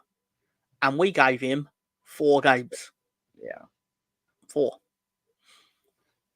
It's just simple fact. If he'd have won, if we'd have given him the Bournemouth game that our previous manager ended up getting sacked for, but if he'd have won at Bournemouth, we'd have survived. And I think that's just it too. Like, because some people made some comments about, well, Big Sam has ruined his reputation by not keeping Leeds up. So we only had 4 games to do it. I mean, they're not spread out. It's someone. I mean, it's going to happen. Big Sam will be coaching for someone, I think, before the end of the year. That's just my gut feeling, but he in no way ruined his reputation. If anything, he came off as a genius for getting $250,000 to manage 4 football matches. Yep. I would have done it for half that. Child toucher called? What? The child toucher. Can't say that though. She thinks the Nottingham Forest manager looks like a nonce. So I can't think of his name. Steve Cooper. Yeah. Yes. Unfortunately, I don't think he's going to win the swimsuit competition at the Miss Premier League manager pageant. No. Actually, that could be wildly inaccurate of me. He might actually look really amazing in the swimsuit because we only see his face. So that's true. That is very true. Beauty's in the eye of the beholder. Jesus is coming off at Arsenal now. He's Is he still there? being subbed. Yes. He was okay though. He's a good coach. Eddie's coming on now. Your favorite player, Sir Eddie Nketiah. Great man. He's a great man. He deserves more respect than he gets. I mean, Is he like 18? no, How old is he? I don't know. He's 18. I don't know how old Eddie is. He's younger than me. Well, that's I hope. They're Yeah, all younger than me. yeah. You're not doing yourself any favors with this. Jeez, I'm old, aren't I? Eddie Nketiah is 24 years old. But he's a academy player, I right? was wondering if King Kai would come Yeah. on. I was- Where is Kai Havertz? on the bench. Why? This isn't even. I believe it just picked up a yellow card there. They're up 2-0. They should put him in so he can score and people will stop talking. Yeah. Anyway, on the more interesting non-ramblings, It's true. you definitely are rambling. Why aren't you wearing your Kai Havertz shirt? Huh? Because I decided not to wear it. I mean, that's usually when I'm not wearing something. That's usually the reason why I don't wear it. You're Because I chose always to wear wearing what something they're else. wearing It's not completely true. most of the time. It's not completely true. No, not today. Did you tell Gary about your new shirt you got? No, I did not. And Tom? I did not. I don't think it's About the important. It's not very armholes? important information. Well, you should tell him. We're gonna lose. Question we'll from- lose the- Question from Russ Morgan. Has Mrs. Spencer finished knitting that blanket? No, she took it with her. She's not with us today, but no, she's not completely finished with it. She's gotten a lot done though. Yeah, she has. It's actually, I'll be fair with her. Like, I'm not, it's It's nice and it's soft. very soft. It would, if you were to purchase that blanket, what do you think it would cost? I don't know. It's almost, I don't know. It's a really nice. You know how much it is to get the arm for that stuff? How much? It's at least $30 to $40. She's got a long way to go on the blanket, but if you needed to wrap up a baby now, it probably would work. So we're not to the full size human yet, but she's working on it. Go halfway there. Yeah, she had a rough week this week. Whatever. The kids, A kid in high school. Ugh, Sucks. drama. Yeah. This game's got 20 minutes to go in the championship. Between 20 and 15 to go in the Premier League. Oh, Burnley are now 3 up. Third goal for Burnley. Zach Amdouni, whoever that is. It's a goal. Nothing's really changing in the championship. Blackburn have scored at Sheffield Wednesday. The goals have slowed down since Riddy said that there was loads of goals in the championship. So cheers for that, Rid. And, yeah, and he's watching the Arsenal game. But yeah, so look what's going on down in Germany due to Bayern Munich got called off due to snow. Wow. is it really cold? So Yeah. I wonder how often their that stadium happens. looked like a golf ball. It's very cold in Germany. Come on, Martin. Luton have scored. Okay, Luton have scored. Martinelli just did this thing that annoyed You me. ran into him? So he kicks the ball up and ends up going in the keeper's hand, and then to try to stop his progress, he just runs in him. Why would you? Like, I understand trying to prevent counterattacks, but that's going to potentially. He didn't get a yellow card on it, but he could have got one. Like, it's just bonehead yellow cards. I'm not a big fan of tactical yellows, especially not up there. Like, I can understand pulling someone down in midfield, but I mean, come on. Man City have that down to a fine art, though. They love the old tactical foul, Yeah. and that. I mean, obviously I'm that has not rubbed against tactical fouls. I just the whole trying to deter the keeper. It just seems like a. And he looks at him like, "What are you doing, man?" Yeah, he's like, "Where's my yellow card?" And Burnley's now 4-0 over Sheffield. That saddens me to see, mainly because I sort of decried that Burnley are actually terrible, but they seem to be going with their we're going to play the Vincent Company way, and it's all like, yeah, okay, but I mean, he's probably thinking about his next job too. He has to be. I mean, I just think he's got I think he's got so much leeway just because his mates in the media and all that. Same with Frank Lampard. yeah, Frank Lampard got, a second shot at Chelsea to finish out. And see, that's another thing too. So I don't think, I'm gonna say this, like, this whole replace the manager when things don't go wrong, I think is especially like Chelsea's way of doing stuff. Like, because I know people talk about Arteta and how they feel about him, and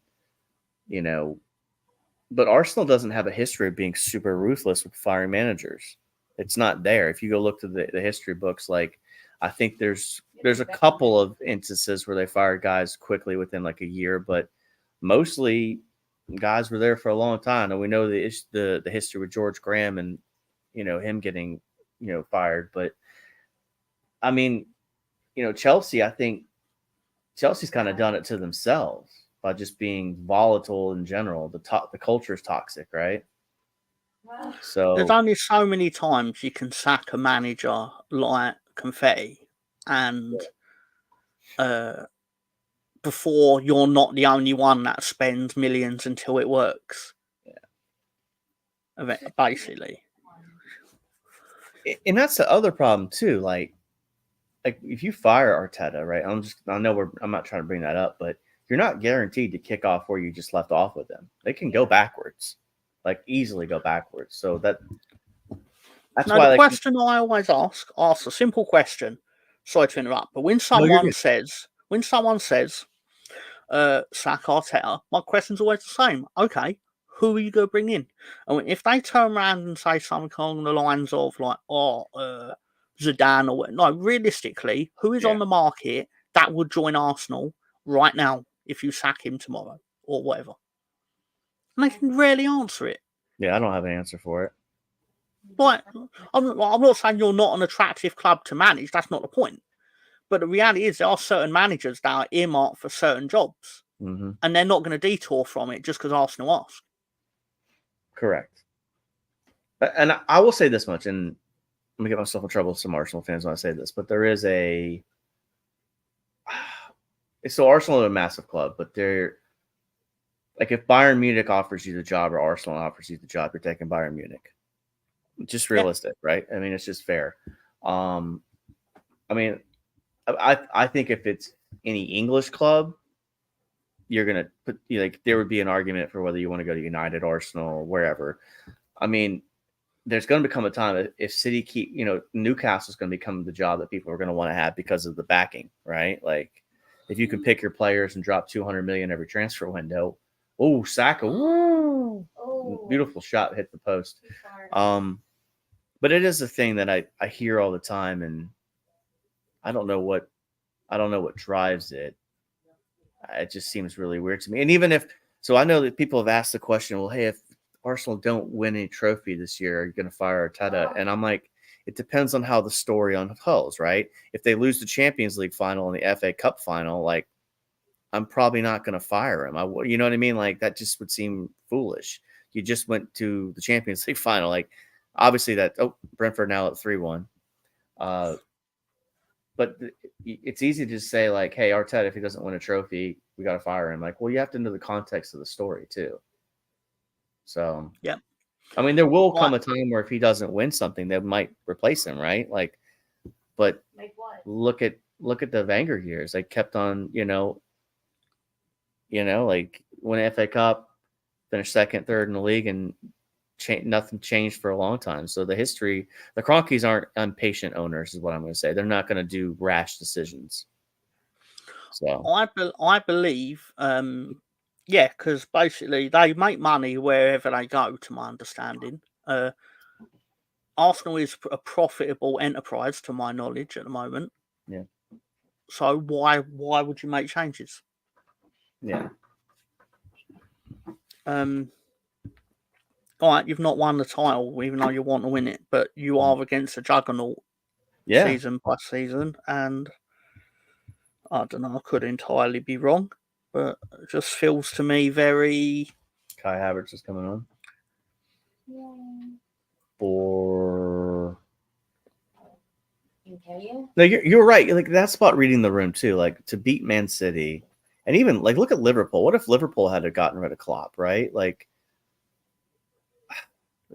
I mean, there's something to said to being patient, right? And it's winning championships is one of the most difficult things to do.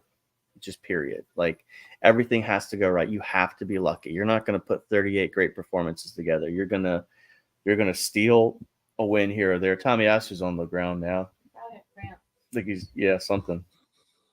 Hopefully cramps, but I had time to get him off and bring White on, I would think. I think I said 2-0 is going to be the ending score for this one. I think it's going to stick to that. But looks like Ben White's coming on. Yeah.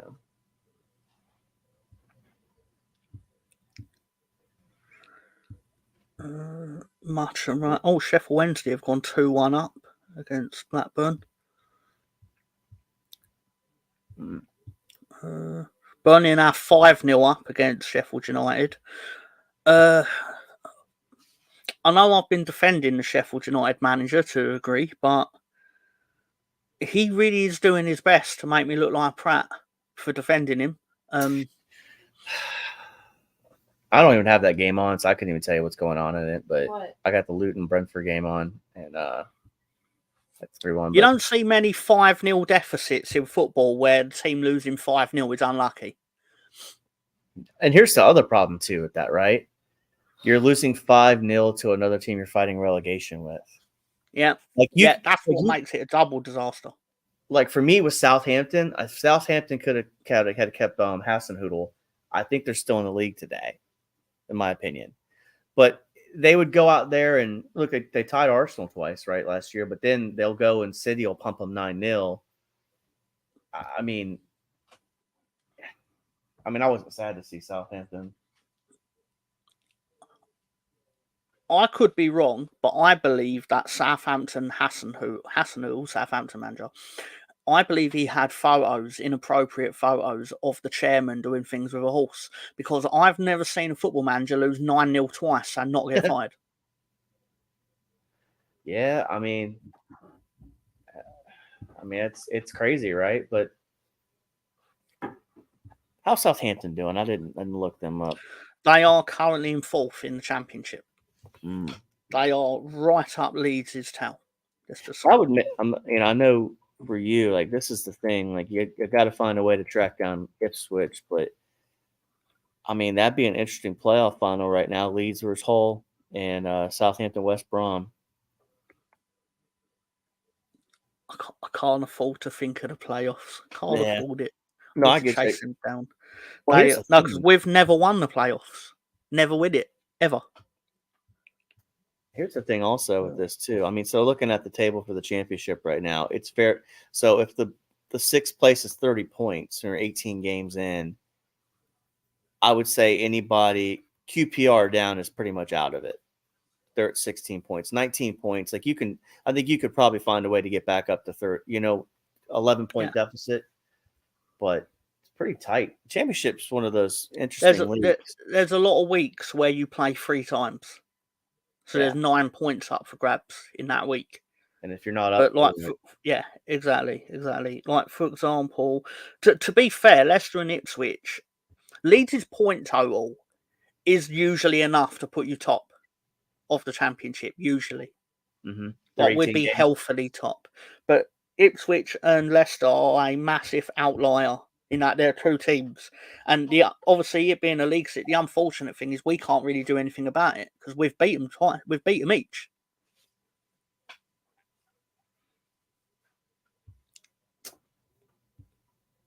It is an interesting dynamic. The championship is.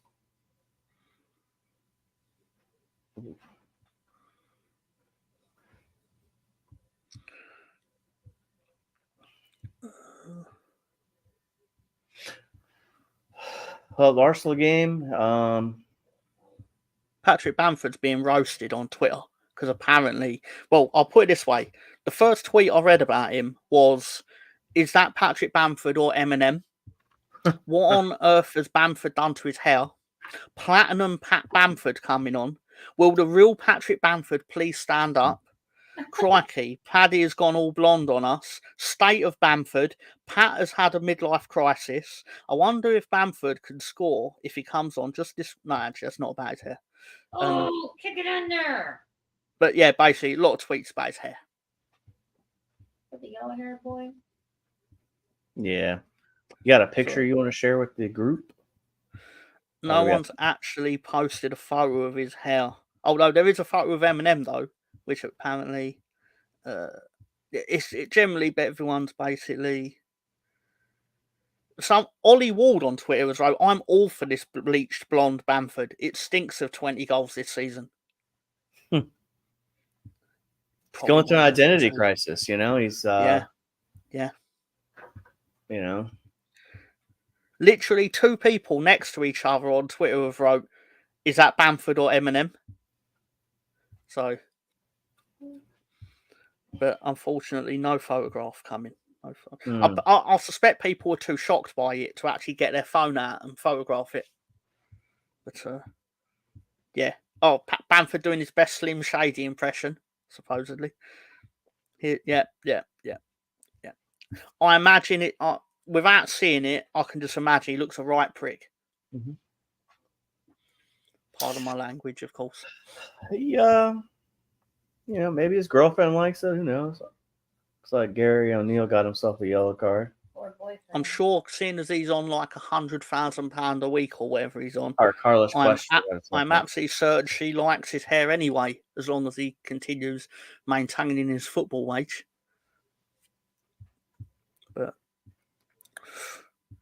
Burnley 5, Sheffield United 0. Bloody hell. Match of the day is going to be a right laugh tonight. Oh, that's not.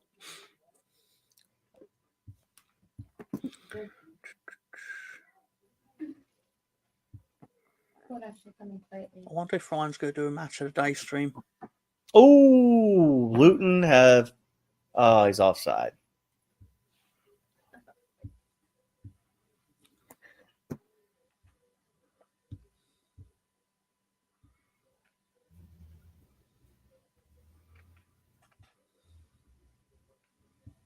Yeah, he's off. All right, Sir Eddie and Kedia. Oh, almost.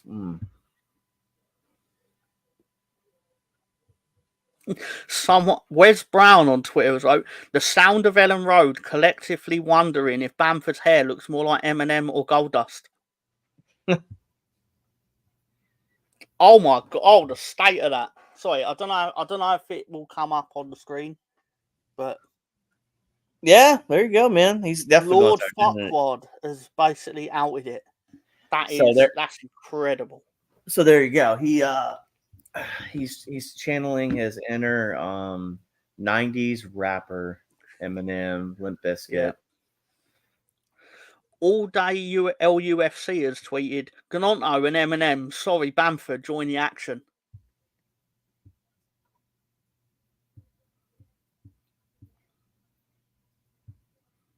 Oh, ooh, 2-1. Wolves just tied it up. Zinchenko turned it over in the box.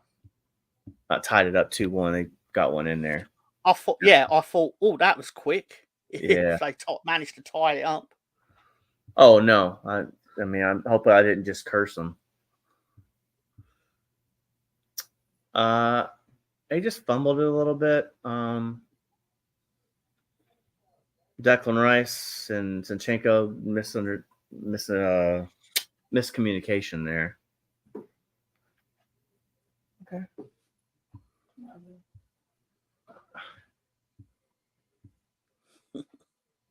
Yeah. You're gonna close this game out. Probably gonna be about 5 minutes of extra time, in my opinion. Matthias Cunha scored. It's a good player. I mean, I know Wolves was within 1 goal, but I'm not willing to say that it doesn't feel earned, if that makes sense. But that's not how the games go, man. Like, It's come out of nowhere. yeah, it's against the run of play. That's the best way to say it. There we go.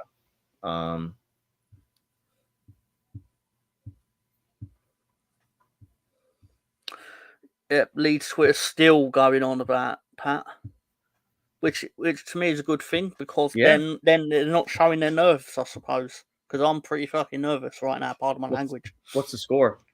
3-2 to Leeds. See, I'm not nervous about 2-1 right now with Wolves and Arsenal. So, I mean, things can happen. Famous last words. All right, Odegaard's got the ball moving it through. Got to Eddie. Put it. Eddie. Oh, he hit the fucking post. Oh, dude, Odegaard played this nice through ball to him, and Eddie hit the post. Do it Eddie again. doesn't hit the post. The post just wants to get in the way of a ball that was touched by Eddie. That's facts. Yeah. That's That's so cute. I mean, there's been a couple posts hit today. Martinelli hit the post. Saka hit the post. I mean, that's the unluckiness, right? Like, this happens, man. 2 years ago, Rafinha hit the post about 15 times for Leeds in one season. It was ridiculous. Eddie would have been on side too. Oh, I mean, it was great by Eddie because it was just 1-on-1 with the keeper through ball. I mean, it's a beautiful shot by him. I'm not, just very unlucky. And that's the stuff you want from Eddie. Like, you just want to see him put the ball in the back of the net. Like, I want to be proved wrong by Eddie Nketiah. I mean, But you haven't yet. man. But he's in that position, and that's what you want him to do. It's going to be a corner for Arsenal. Goalkeeper's made a double save. Bamford header saved, and then the rebound also saved. Oh, bloody hell. Put the game to bed, lads. Sorry. No problem. But we know who will be getting a drugs test after the Leeds game. Obviously, it'll be Bamford. Has to be for that hair. Yep. A random drug test, of course. I mean, he could have gotten dumped this week, and he's just kind of doing this new, he's out there and about. I'm sure he's a nice guy and all that, but at the same time, it's like, Pat, you're not that bad at penalties, mate. I mean, you still at least scored half of your penalties for Leeds. Oh, Eddie. Like Wolves on the counterattack. Arsenal have gotten it back in numbers, so that's going to probably kill this attack down. Yeah. About 20 seconds before we find out how much extra time in the Arsenal game. Because of the goal, because they'll give Wolves a chance. I say 4 6 minutes. Oh, 6. Okay. Well, you got to think Tommy Asu went down for a couple seconds. I mean, I could do. I'm just guessing. You know more than me about it. You're actually watching it. Yeah, but I don't know what these refs, how they count extra time at times,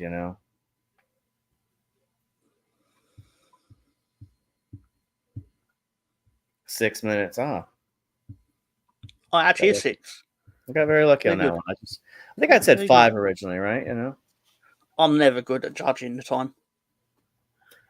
I'm usually pretty good about 60, 70% of the time. What time is it? I got to get my football picks in for today. The college football. Yeah. Bowl games today. There was a good game last night. Oregon and Washington went to about Washington ended up winning. It was late. We went to bed at 2. Oh, crap. There we go. It's going to be a squirrely 6 minutes, Tom. Unfortunate. Oh, Odegaard. Perfect. Take the ball. Pick his pocket. Come on, Saka. Let's go. Make the run, Kai. Kai Havertz on the run. Can you pass the ball? Come on. Son of a gun. Oh, there's a foul. Foul on Saka. They're looking at a What? potential red.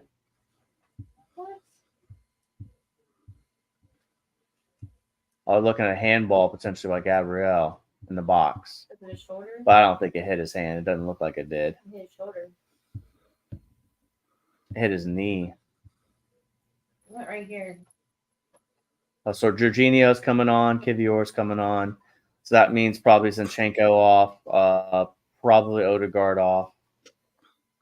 Plymouth are winning. Plymouth have scored in the 97th minute.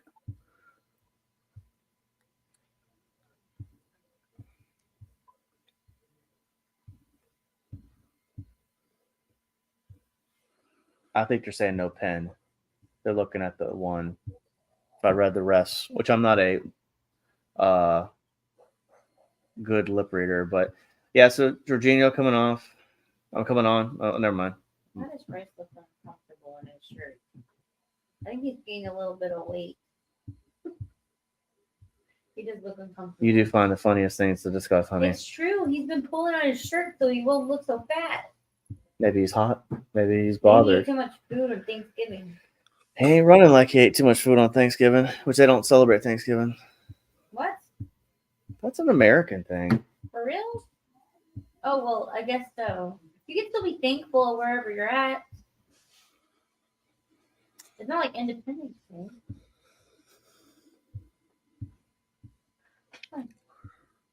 Oh, they keep ending the championship games, but not the Leeds one. Come on, end it. End it. For God's sake. Coventry have scored at Ipswich. How come we don't celebrate it? What's that score now? 2-1. And Coventry missed a penalty. Of course they missed a penalty. Motherfuckers. Sorry. Pardon my language. You're fine. Leeds have made their customary changes in injury time to kill the game, but only works if you actually kill the game. Yeah. I mean, so 3.5 minutes passed in extra time. I think this is probably going to go to the 8th minute of extra time because of the penalty check and then the substitutions. Oh, it's over. 3-2. It's over. Win for Leeds. Win for Leeds. Come on, Leeds. It's about 4 minutes left. I mean, 94th minute now. David Raya is taking his... Still undefeated at home.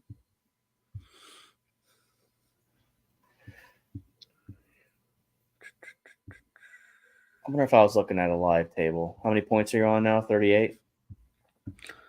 Leeds are now 38, Ipswich 45, Leicester 46. Southampton just behind us on 37. The gap between third and fifth is now 6 points. So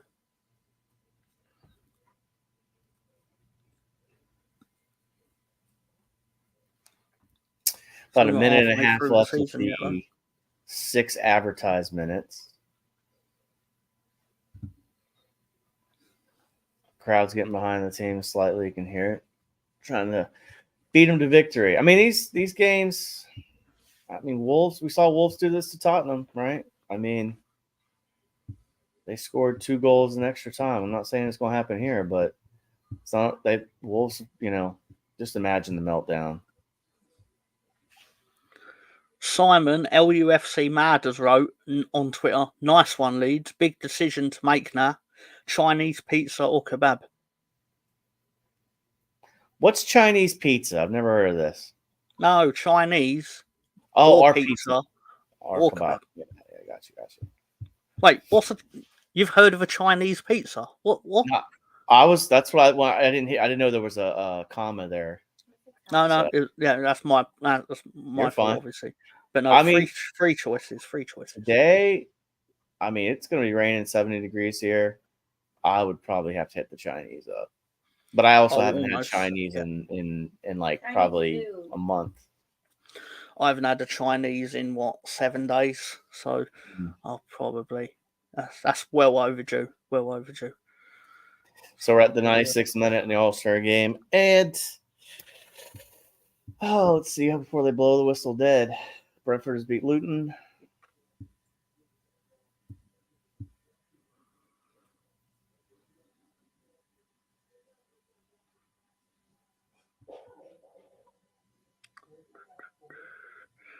All right, here we go.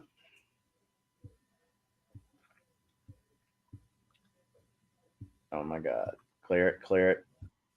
Come on, Raya. Control your box. There you go. Get down. There we go. Raya makes a deflects across. And that might be it. He's telling him to play it long.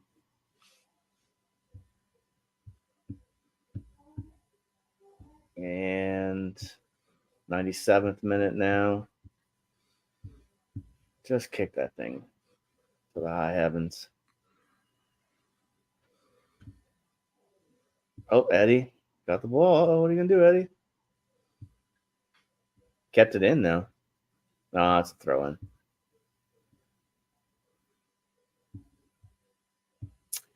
Wolves have the ball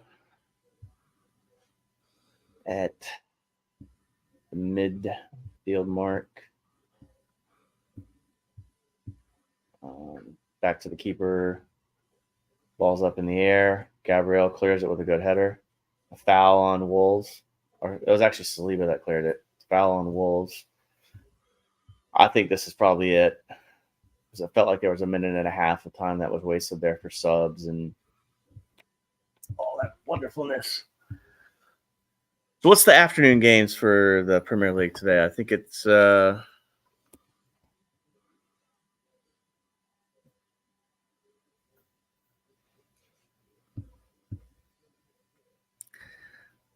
Nottingham and Everton today. 12:30 game and Newcastle Union. So Nottingham play Everton, Nottingham Forest play Everton, then Newcastle play Man United after that. Has your game ended yet? No, we're still 98-30. Yep, it has now ended. Officially ended. Okay. Arsenal 2, Wolves 1. There we go. Well, 3 So points. you're 4 points clear, right? Yep. And City play Tottenham tomorrow. Obviously.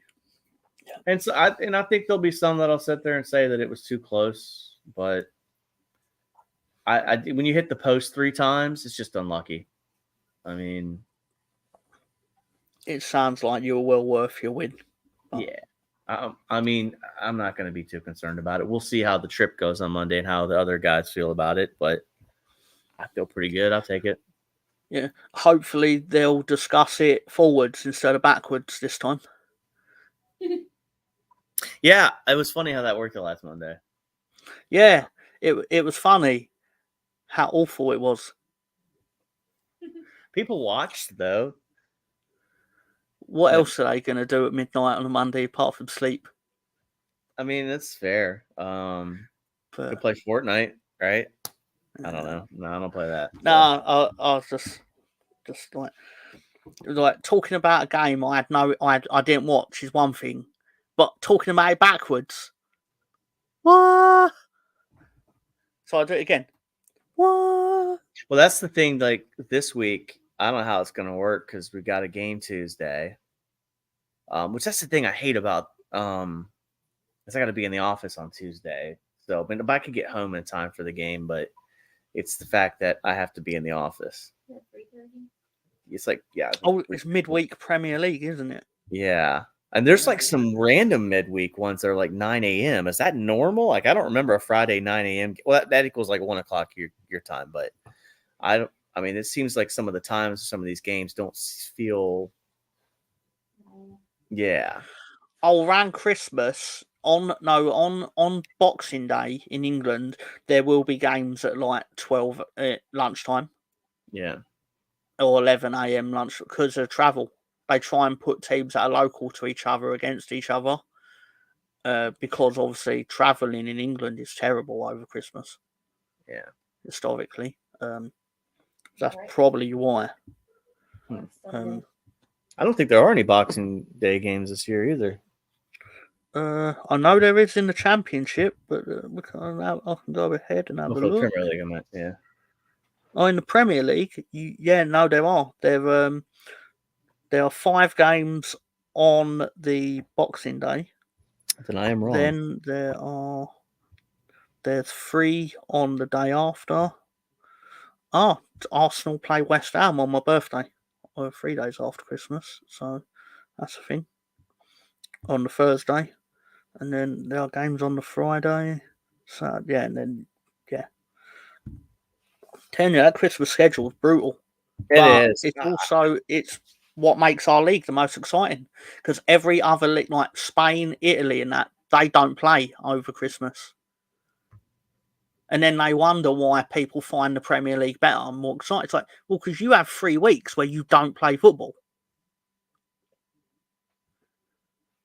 but Yeah, I then mean, your big teams disappear to Saudi Arabia to play in money tournaments, play meaningful matches over that time, and your product to be better. yeah, I would, my only counterpoint to that, and it's not against it. I just wonder, like, January feels very dead at times. Or like if you moved a couple games to January, I think you'd get away with it a little better. But you have the FA Cup in January. There's That's that. what I was about to say. Yeah. When you look at the schedule for the league and you think like, oh, it's actually quite. There are games because you'll be playing the FA Cup games, and if you're still in the League Cup, you have to play that as well. So there is football. It's just not as much Premier League football as on paper it looks like, but there is football. You get a rest if you get knocked out of the FA Cup early, then you get a weekend off. But you're a cup team, so you very rarely come out of them early. But for argument's sake, the league, the Premier League games, Arsenal beat Wolves 2-1, Brentford beat Luton 3-1, Burnley, close match here, Burnley squeaked past Sheffield United 5-0. West Brom lost 2-1 home to Leicester. Birmingham drew 0-0 with Rotherham. Hull lost 2-1 at home to Watford. Coventry lost 2-1 at Ipswich. The mighty Leeds beat Middlesbrough 3-2. Millwall drew 1-1 with Sunderland.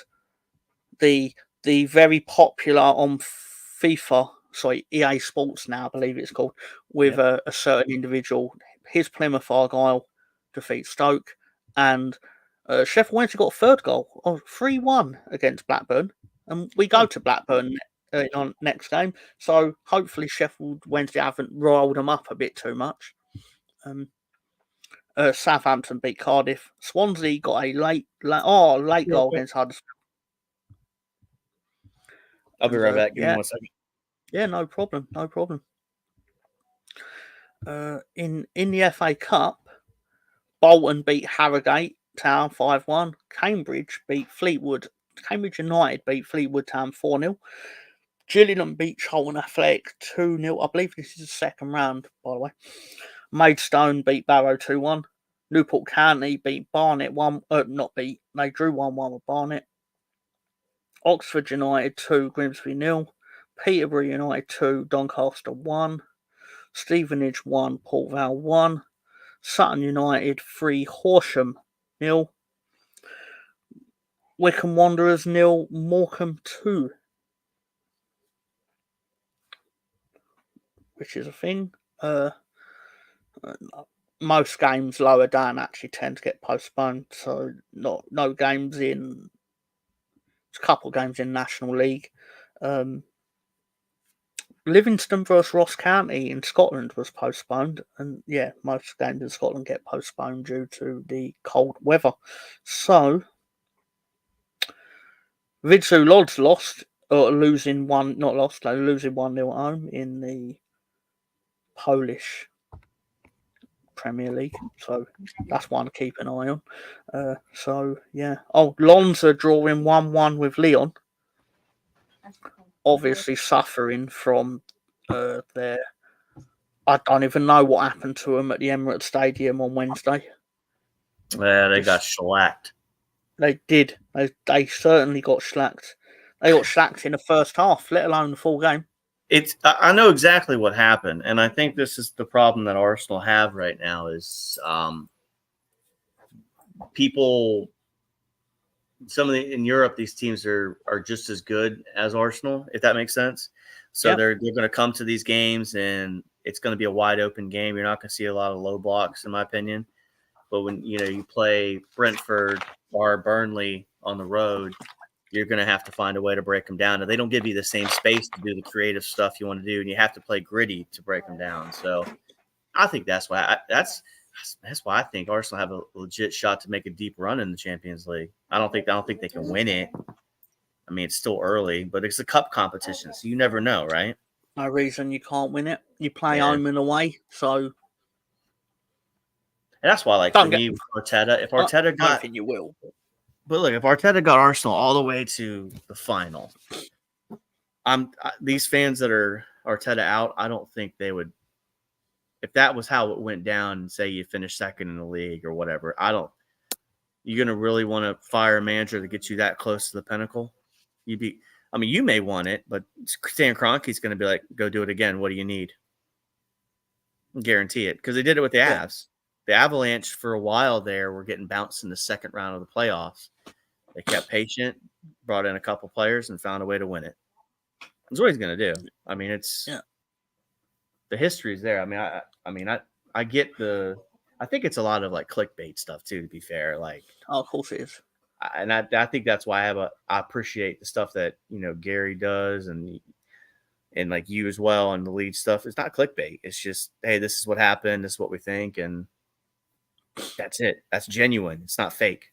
So I used to get a lot of shit last season for my takes on Leeds because I weren't happy with the performances or the effort and things like this. And then people be going, "You're too negative." I wasn't doing this. Was on the stoop. My opinions on Leeds on Bolo's show, for context, and people will be like, "Oh, you're too negative on it." I'm like, "We're 19th in the table. Yeah, What? They don't deserve the positivity." And like I'm liking to think that I'm proving I'm not a fan that is doom and gloom in any. When we do well, I'm going to be the first to point out and go, "That was really good. We played really well. We got the result. I'm really happy with that." You will never see me not be pleased that Leeds United have scored. That will never, ever happen. Yeah. But I'm not also going to fucking blow smoke up people's asses on the Leeds team and be like, you guys did really well because even though we lost 3-1 at West Ham in a game that we needed the points. That's delusion. Yeah. So I'll be fair with you. Like I look back at my own teams that I root for, and like the Denver Broncos, when they beat the Bears this year, I wasn't very happy. I wasn't happy that I didn't celebrate the win like I probably should have. And even when we beat the Packers, because I knew like there's a ceiling to this, right? But they were 2-5 at the time, right? So that kind of makes sense. But now that they've kicked on and Russ is playing well, and now I'm a little bit more excited.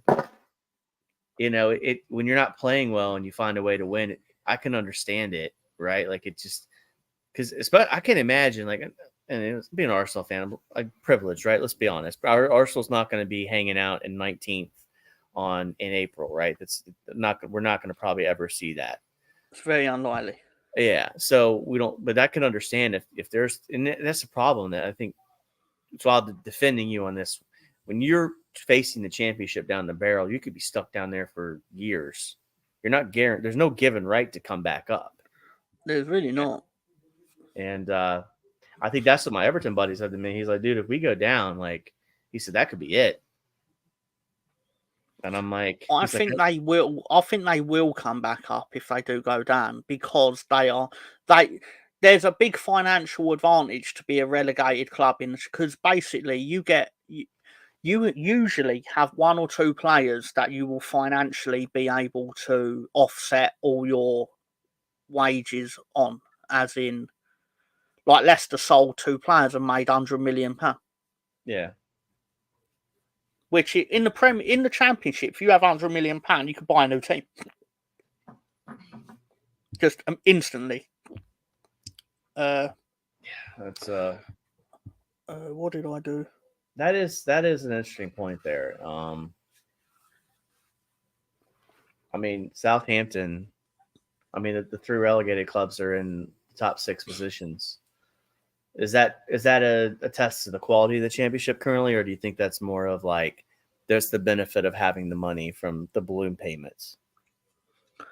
It's both. It's both. I think what it shows is it again. To be clear, Ipswich is performance is a genuine outlier in what usually happens.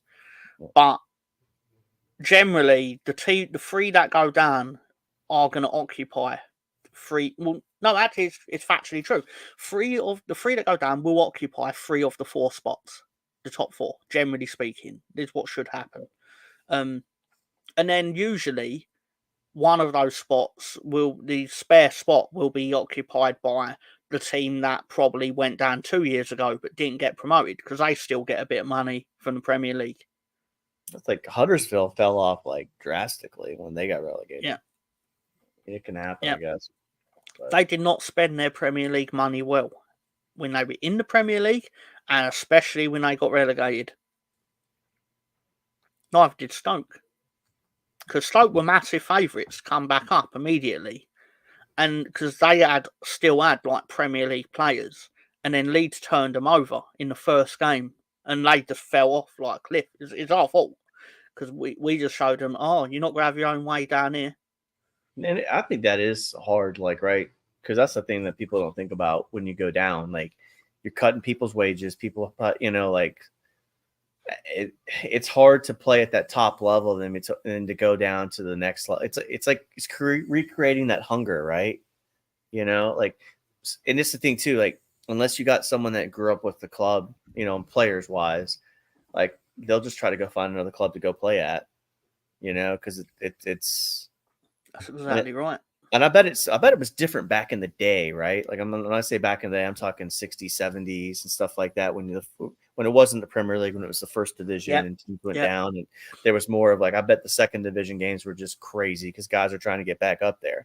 Now, money probably wasn't crazy in football back then either, but oh, there you go. Sorry. No, you're exactly right. But the disparity between basically the clubs that had money back then was literally because they were filling the stadium every week. That's the way you made money, was the paying customer. Like Man United always had a large stadium, so they were always going to have money. And it went a lot further compared to now, where everyone has money. And like the TV deal equalised a lot of things in terms of you were linked with Wilfried Zaha, in my opinion, for at least 5 years. Yeah, it was a long time. And if it had been 10 years before, you would have turned around to Crystal Palace and gone, we'll give you 20 million, which would have been a lot of money back then. We'll give you 20, 30 million, and you'll have to take it, because how else are you going to make 30 million? And they'd have to have taken it. Whereas when you actually wanted him, you went, we'll give you 30 million for him, or whatever it is. And they went, well, we've just been given 200 million by the Premier League for the TV rights. So we don't have to be intimidated by you financially over a player. Yeah, I think that's an interesting point, because when you have money coming in, you don't feel so yeah, and that's like how normal life works, right? If all your needs are met and you have more, you're less likely to sell certain assets it's like going to a pawn shop and selling something that you don't need, like it's the same principle. Yep. It's just on a bigger macro level. And the TV deals do that. And I think that's the thing too, that I think surprisingly why I don't know why. I feel like the 10 o'clock rule eventually go away, in my opinion, because money will rule. It may be 10, 15 years from now, but like in America, like money rules everything. They don't care about this person that goes to the game. It looks aesthetically pleasing, don't get me wrong, but the more money's made by Fox, ESPN, and all that stuff. Oh, the pandemic proved that the Premier League doesn't need fans. Mm-hmm. They will play the matches and be profitable, less profitable, but still profitable, without anyone there. Like you said, though, the novelty quickly wore off of there being no one in attendance. Like you said, aesthetically pleasing, and it sounds better, more natural, because it's real people. Yeah. But generally speaking, it proved football doesn't need fans anymore at the elite level. I tell you, I was so starved for sports during COVID that I was completely okay with there not being fans. It just because it was. I mean, I was watching. It shows how addicted to sports I was back then, right? But I was in America, so like I could go in my backyard. Like I wasn't locked down in my house. I could go do pretty much whatever I wanted in Virginia. Nobody cared. I mean, stuff was shut down for 2 weeks, and then it was like, who cares? Yeah. But to be fair, like I was watching like the Mexican League. Like I was just watching stuff that I would never ever watch, and I was just happy to have football on. I think that's it was, and I think that's where a lot of this YouTube kind of came out of too, right? Like a lot of people had time on their hands, they had a microphone. It was a way to like connect to people without being stuck in your room. And we're far beyond. We were well behind the 8 ball, Spencer. If we'd have started a YouTube channel the week before COVID, you'd be well ahead of it. Because, like you say, but obviously we watched things during COVID of other people, like in my case, Lolo, and then we've joined on that. But we are very much behind in terms of like becoming successful, whatever you deem that to be.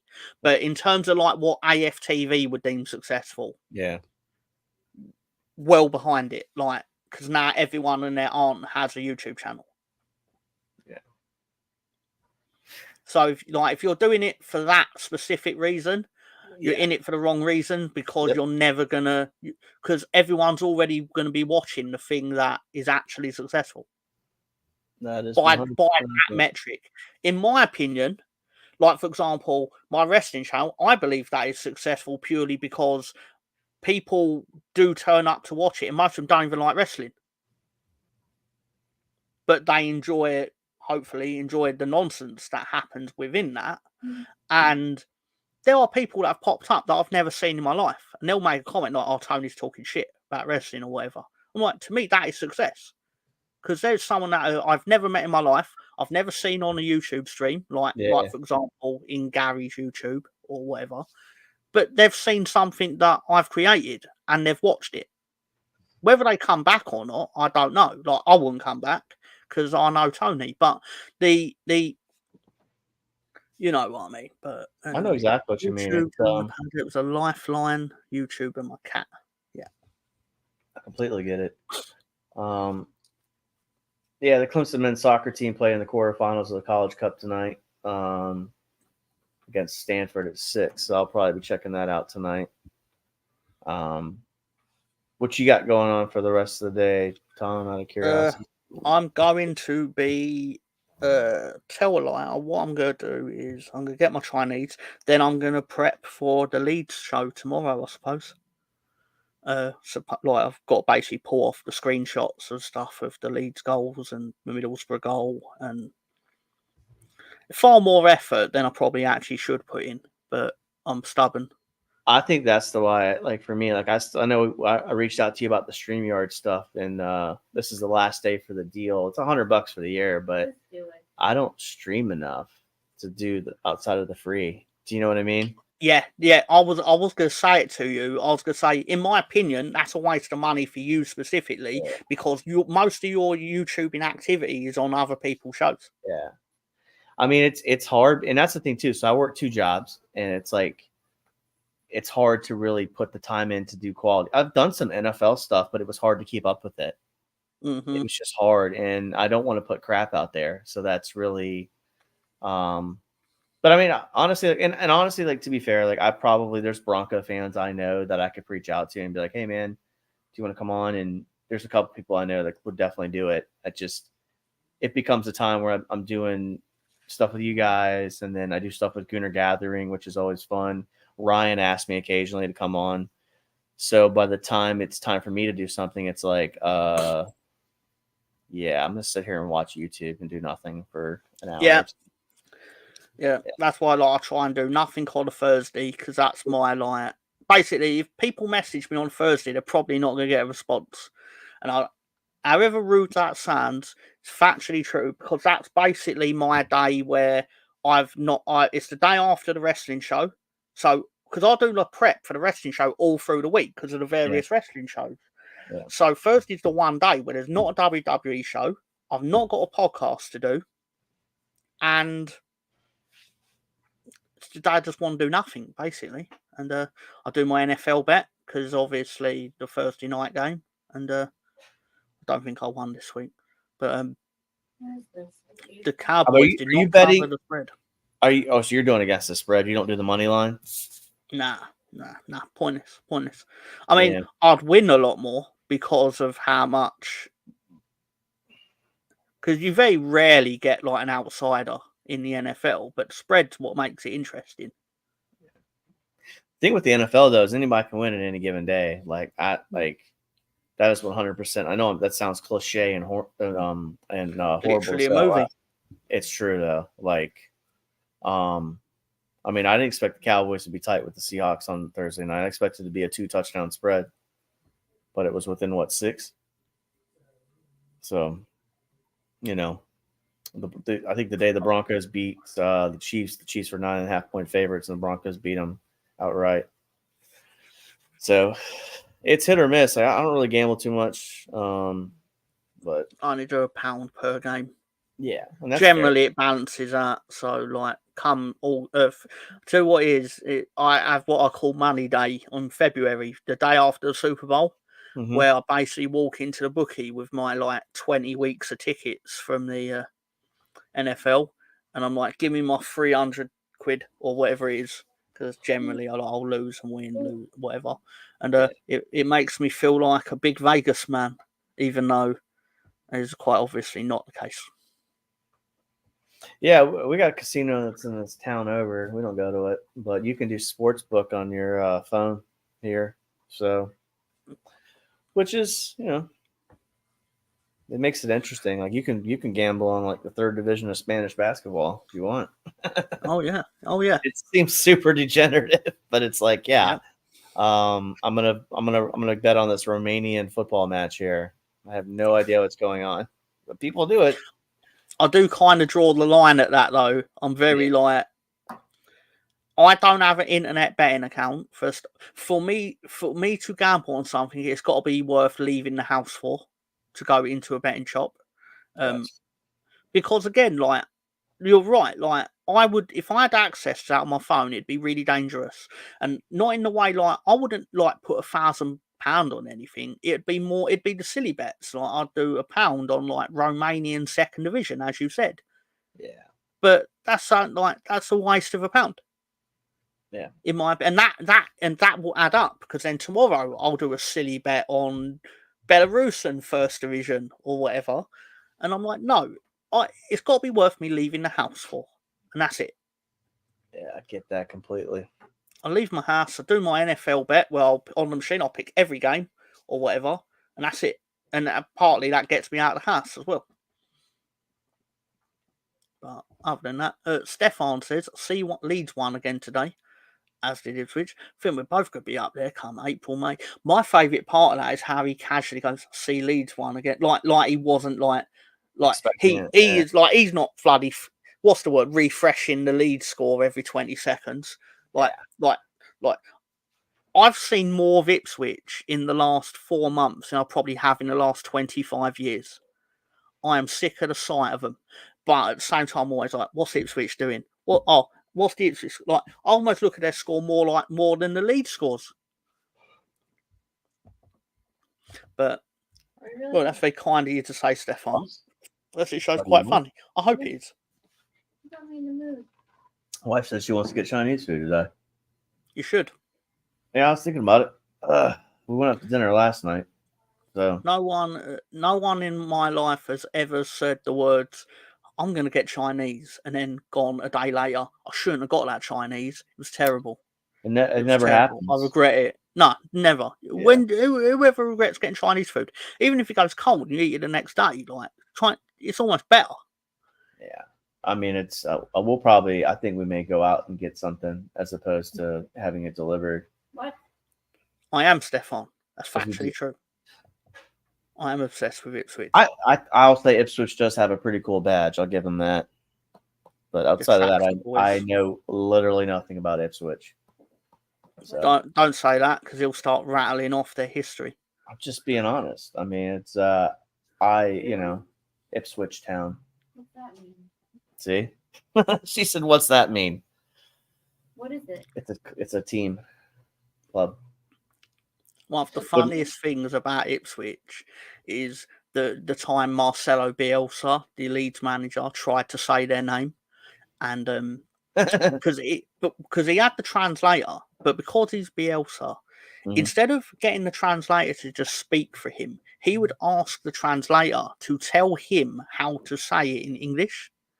So the press conferences would take every 2 minutes would take 8 because he'd insist on being told, and then he kept sitting there going Ipswich, Ipswich, Ipswich, Ipswich, Ipswich.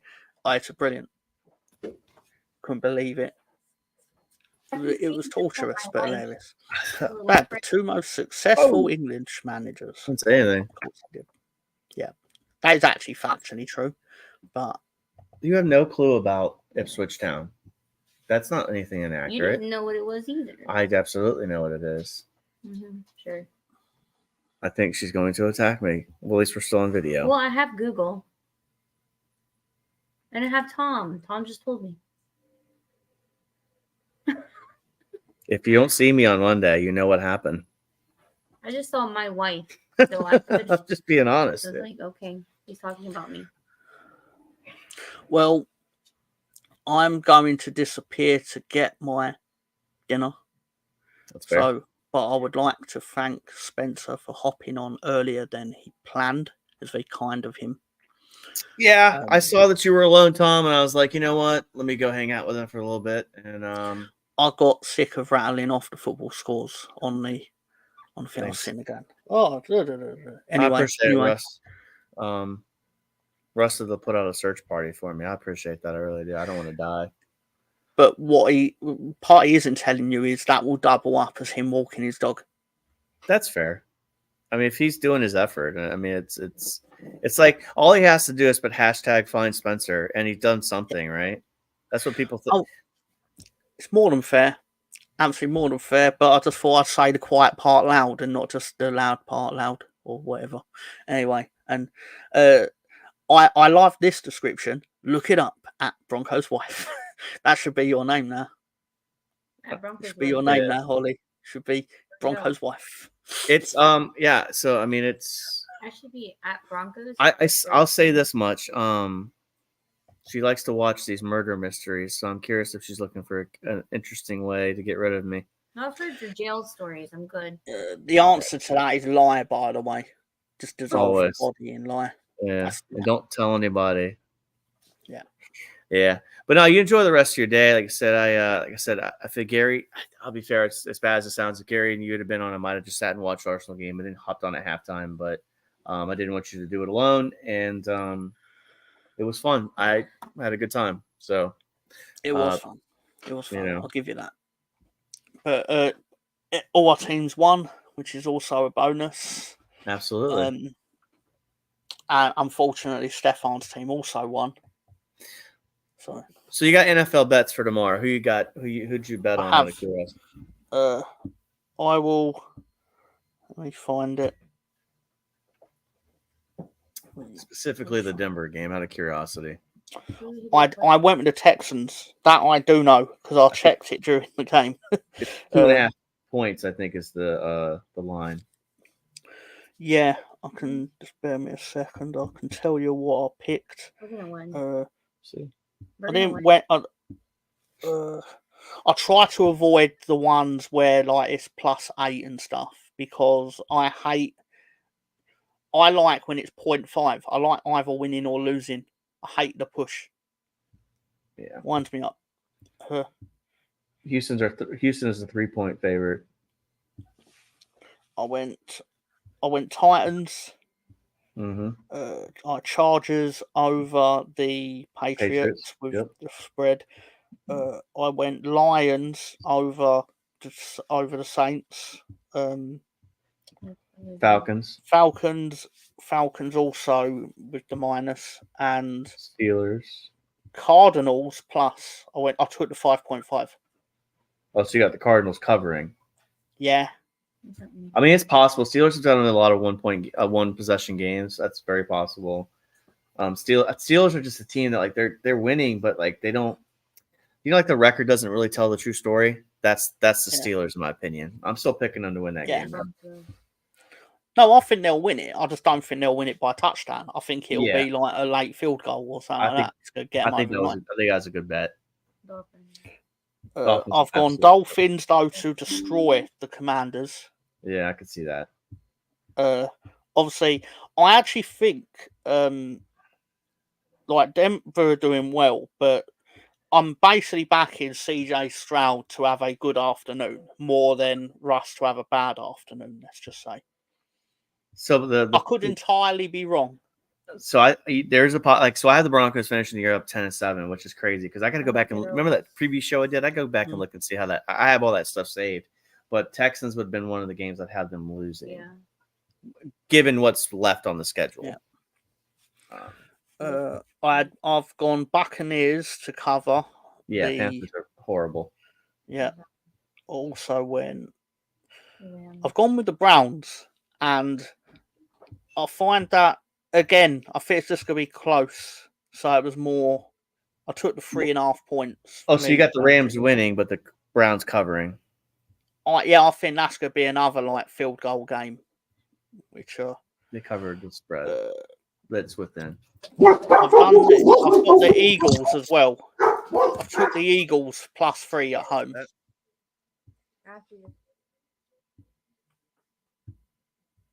Sorry about that. No problem. If you weren't looking Eagles at to cover.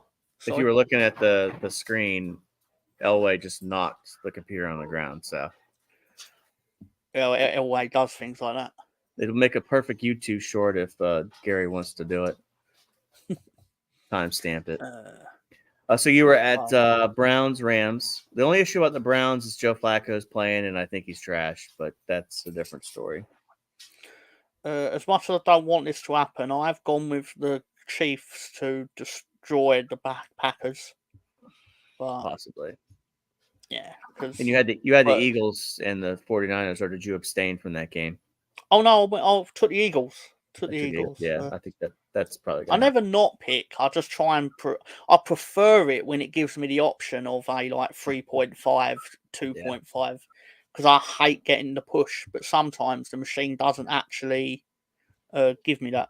Then on Monday night, I believe it's Monday night, I've gone Bengals plus the 8.5. You got the Bengals covering that? Yeah. I think the Jags are going to destroy them. The only reason I say that is because the Bengals don't have Joe Burrow, and the Jags are pretty much clicking right now. They just beat the Texans last weekend. I mean, I don't even know who's quarterback in the Bengals right now either, to be honest. Jake Browning from the Washington Huskies. He's average, but I mean, yeah. Take care, Stefan. Yep. Thank you. The thing with the Bengals is, or the Jags more specifically, the Jaguars. When I watch them, they are terrible. Regardless of what the results end up being across the league or across the season, but whenever I physically lay eyes on them, they are not good. Let's just say, even if I only see them in like the 2 games that they play at Wembley or whatever, they're never convincing to me. So I try to not go with them because I don't trust them.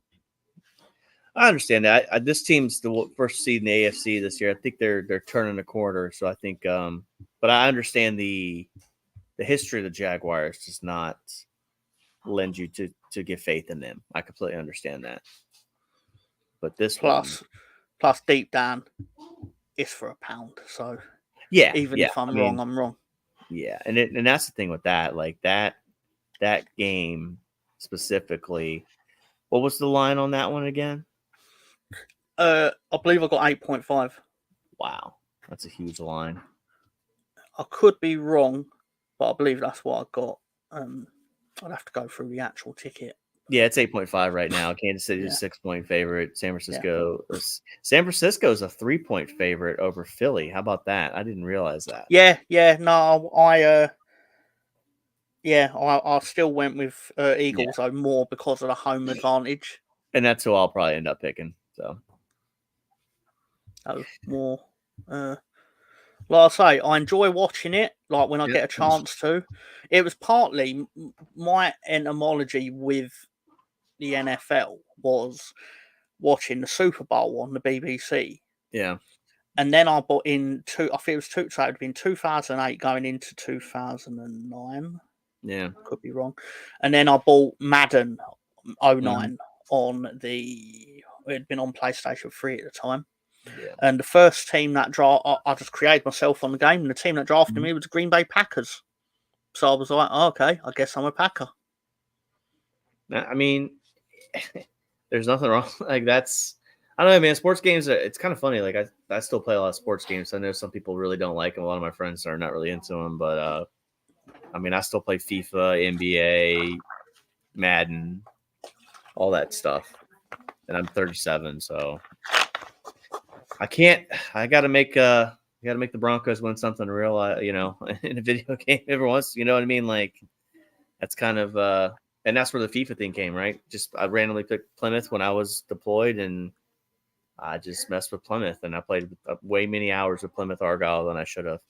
But now you look out for them because of the video game. Yeah, same.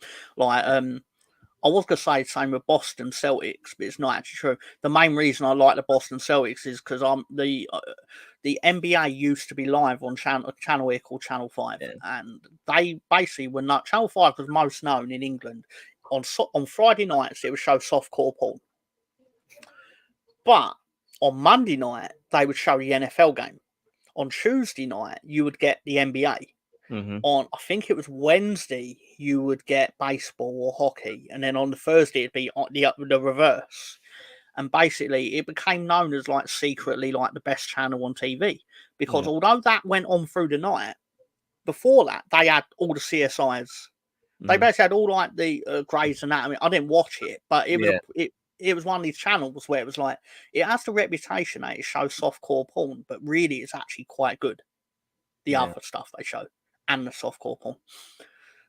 Shannon Tweed is someone that I know from that channel, probably, and I knew her before I knew she was Gene Simmons' life partner. Let's just say. Anyway, yeah. So, but when it's like the finals, they'll cut everything. So it'll be like they'll show all the World Series, all the NBA finals, and basically, it happened to be 2008, I think, where the Boston beat the LA Lakers, and what I enjoyed it, I didn't like the idea that there was an LA sports team. Anyway, because it just seemed more, well, you obviously just get the best players because they want to live there. Yeah, around the movie stars. It's to be fair though, Florida has the most attraction, because Florida has no state tax, so that's why Miami. Well, yeah, it's getting me wild. And what's his face? I'm drawing a blank here. LA has some high taxes, so but I get it. Yeah, but you get a lot of money there in the first place. And you my thing with Florida that I most know it for though is basically it was the one place that didn't care about anyone's safety during the pandemic and was basically like, come on, all you wrestling companies, come and operate here. Yeah. Under our bubble. And it was like, yeah, that's great for me, but that was an interesting time, man. Yeah, exactly. Like, I'd rather not go back to it. Yeah, probably should do an episode on the pandemic and wrestling. It's fascinating. That would actually probably be interesting. Like, I'd probably watch that. It's like some people, like, there's some Arsenal channels. I'm not mentioning any names, but when that person talks about, like, when they do the modern stuff, I don't really care. But when he starts talking about some of the old school Arsenal stuff, I like listening to it because it's stuff that, yeah, I could read in a book, but they know whether it was important or not, right? If I see some information, they lived it. Yes. So, like, I guess that, yeah, I wasn't around in 1970 and saw Charlie George play. I don't, it's like, I could see highlights of it, but you could tell me what's important about it. So, but I don't like the mentality though of a lot. I say a lot. I don't know if a lot's fair, but there are some people who like, because they saw Charlie George play, they have more of an authority on Arsenal than you. And it's very much like my opinion counts more because I saw it. It's like, don't mean shit. I agree. I'm against that too because you see it in college athletics. It's called gatekeeping. That's what I call it. So it's like, yeah. No, I know the term. Like this is like well known. Like for me, like my constant watching of Arsenal started about 8 years ago. But I always really liked them. I just didn't follow it. So for me, I don't have some of these memories that some of these other people we talk to do. But does that make me less of a fan? No, but that's where I'm at, you know. So it's kind of one of these. Is Russ Morgan still watching? You gotta see a blanket. We got a blanket update. Blanket update. Holy cow! This is See, it was like tiny. It'll fit a small baby. We're getting. Well, I want to make it for my bed. It's gonna stay that See way. if like the dogs or cats want to lay on it or something. But All right, we're working on it. Yeah. We're getting there. Okay. Well, Tom, I'm not going to hold you up much more today. No problem. I appreciate the time. It's been fun hopefully today. Hopefully we've not killed Gary's channel. So I don't think so. We didn't say anything inappropriate. Were we boring at times? Probably. Would Gary like? I hope we were because then at least someone got trolled by it. See, what you could do is you tell Gary, look, man, you got to watch the show, man. And he's going to sit and watch 3 hours. You go, why? What happened? I'll be like, oh, nothing. I just didn't think you would listen to what I said. Yeah, nothing. We gave away the secrets. But yeah, no, about gatekeeping and stuff like that. I mean, Arsenal, and everybody's history of the club is different. Everybody's knowledge of it's different. But for me, like, I think the big thing I've tried to do when I try to know my club's history. So when I know a lot of Broncos history, Clemson history, Arsenal history, not enough to make me an expert, but I've tried to learn it, right? I didn't live a lot of it, but I try to learn it. So. Understood. Yeah. On that note, I'd like to thank Russ Morgan, BX, Lord Greenwood, happy birthday again. Stefan for coming in. Andrew did pop in at the start. Pink Cushion with the Leeds updates. I think that's generally, and Taib obviously who joined at the start as well. So thank you to everyone who watched this either in the past or in the future. I don't know why you'd watch this in the future. Like, it really needs to be experienced live. But anyway, if you do, thank you for that. Insulting me. Sorry. Also, thank you to the background stars of the show, such as Holly, of course, who very, very much a character in this episode, of course. Very much. Yeah. She's very pleased with herself as well. You can tell she's smiling. She knows she's part of. She knows. So thank you for that. Have a good week. We'll probably see you long before then. But take care. Have a good night. Thank you, Stefan. Very kind of you to say so. Merry Christmas. Happy Hanukkah. Have a crazy Kwanzaa. And Leeds. Arsenal. I almost left the studio. I pressed the wrong button. Still alive. I'm forgetting I'm on Gary's channel. I've got to do the things. I've got to do we all the got things. To the video. The video. I've got to do the video. Yeah. Where's man. Where's the outro? Do it again. Yeah. Where's Bill O'Reilly when you need him? What did you do? I don't know. All his videos are intro. Where's the outro? No, I found it. All right, we'll 1 take it second. again. Sorry. Yeah. So have a good night, everyone. Yeah. Love playing that. Don't waste your trip. There you go.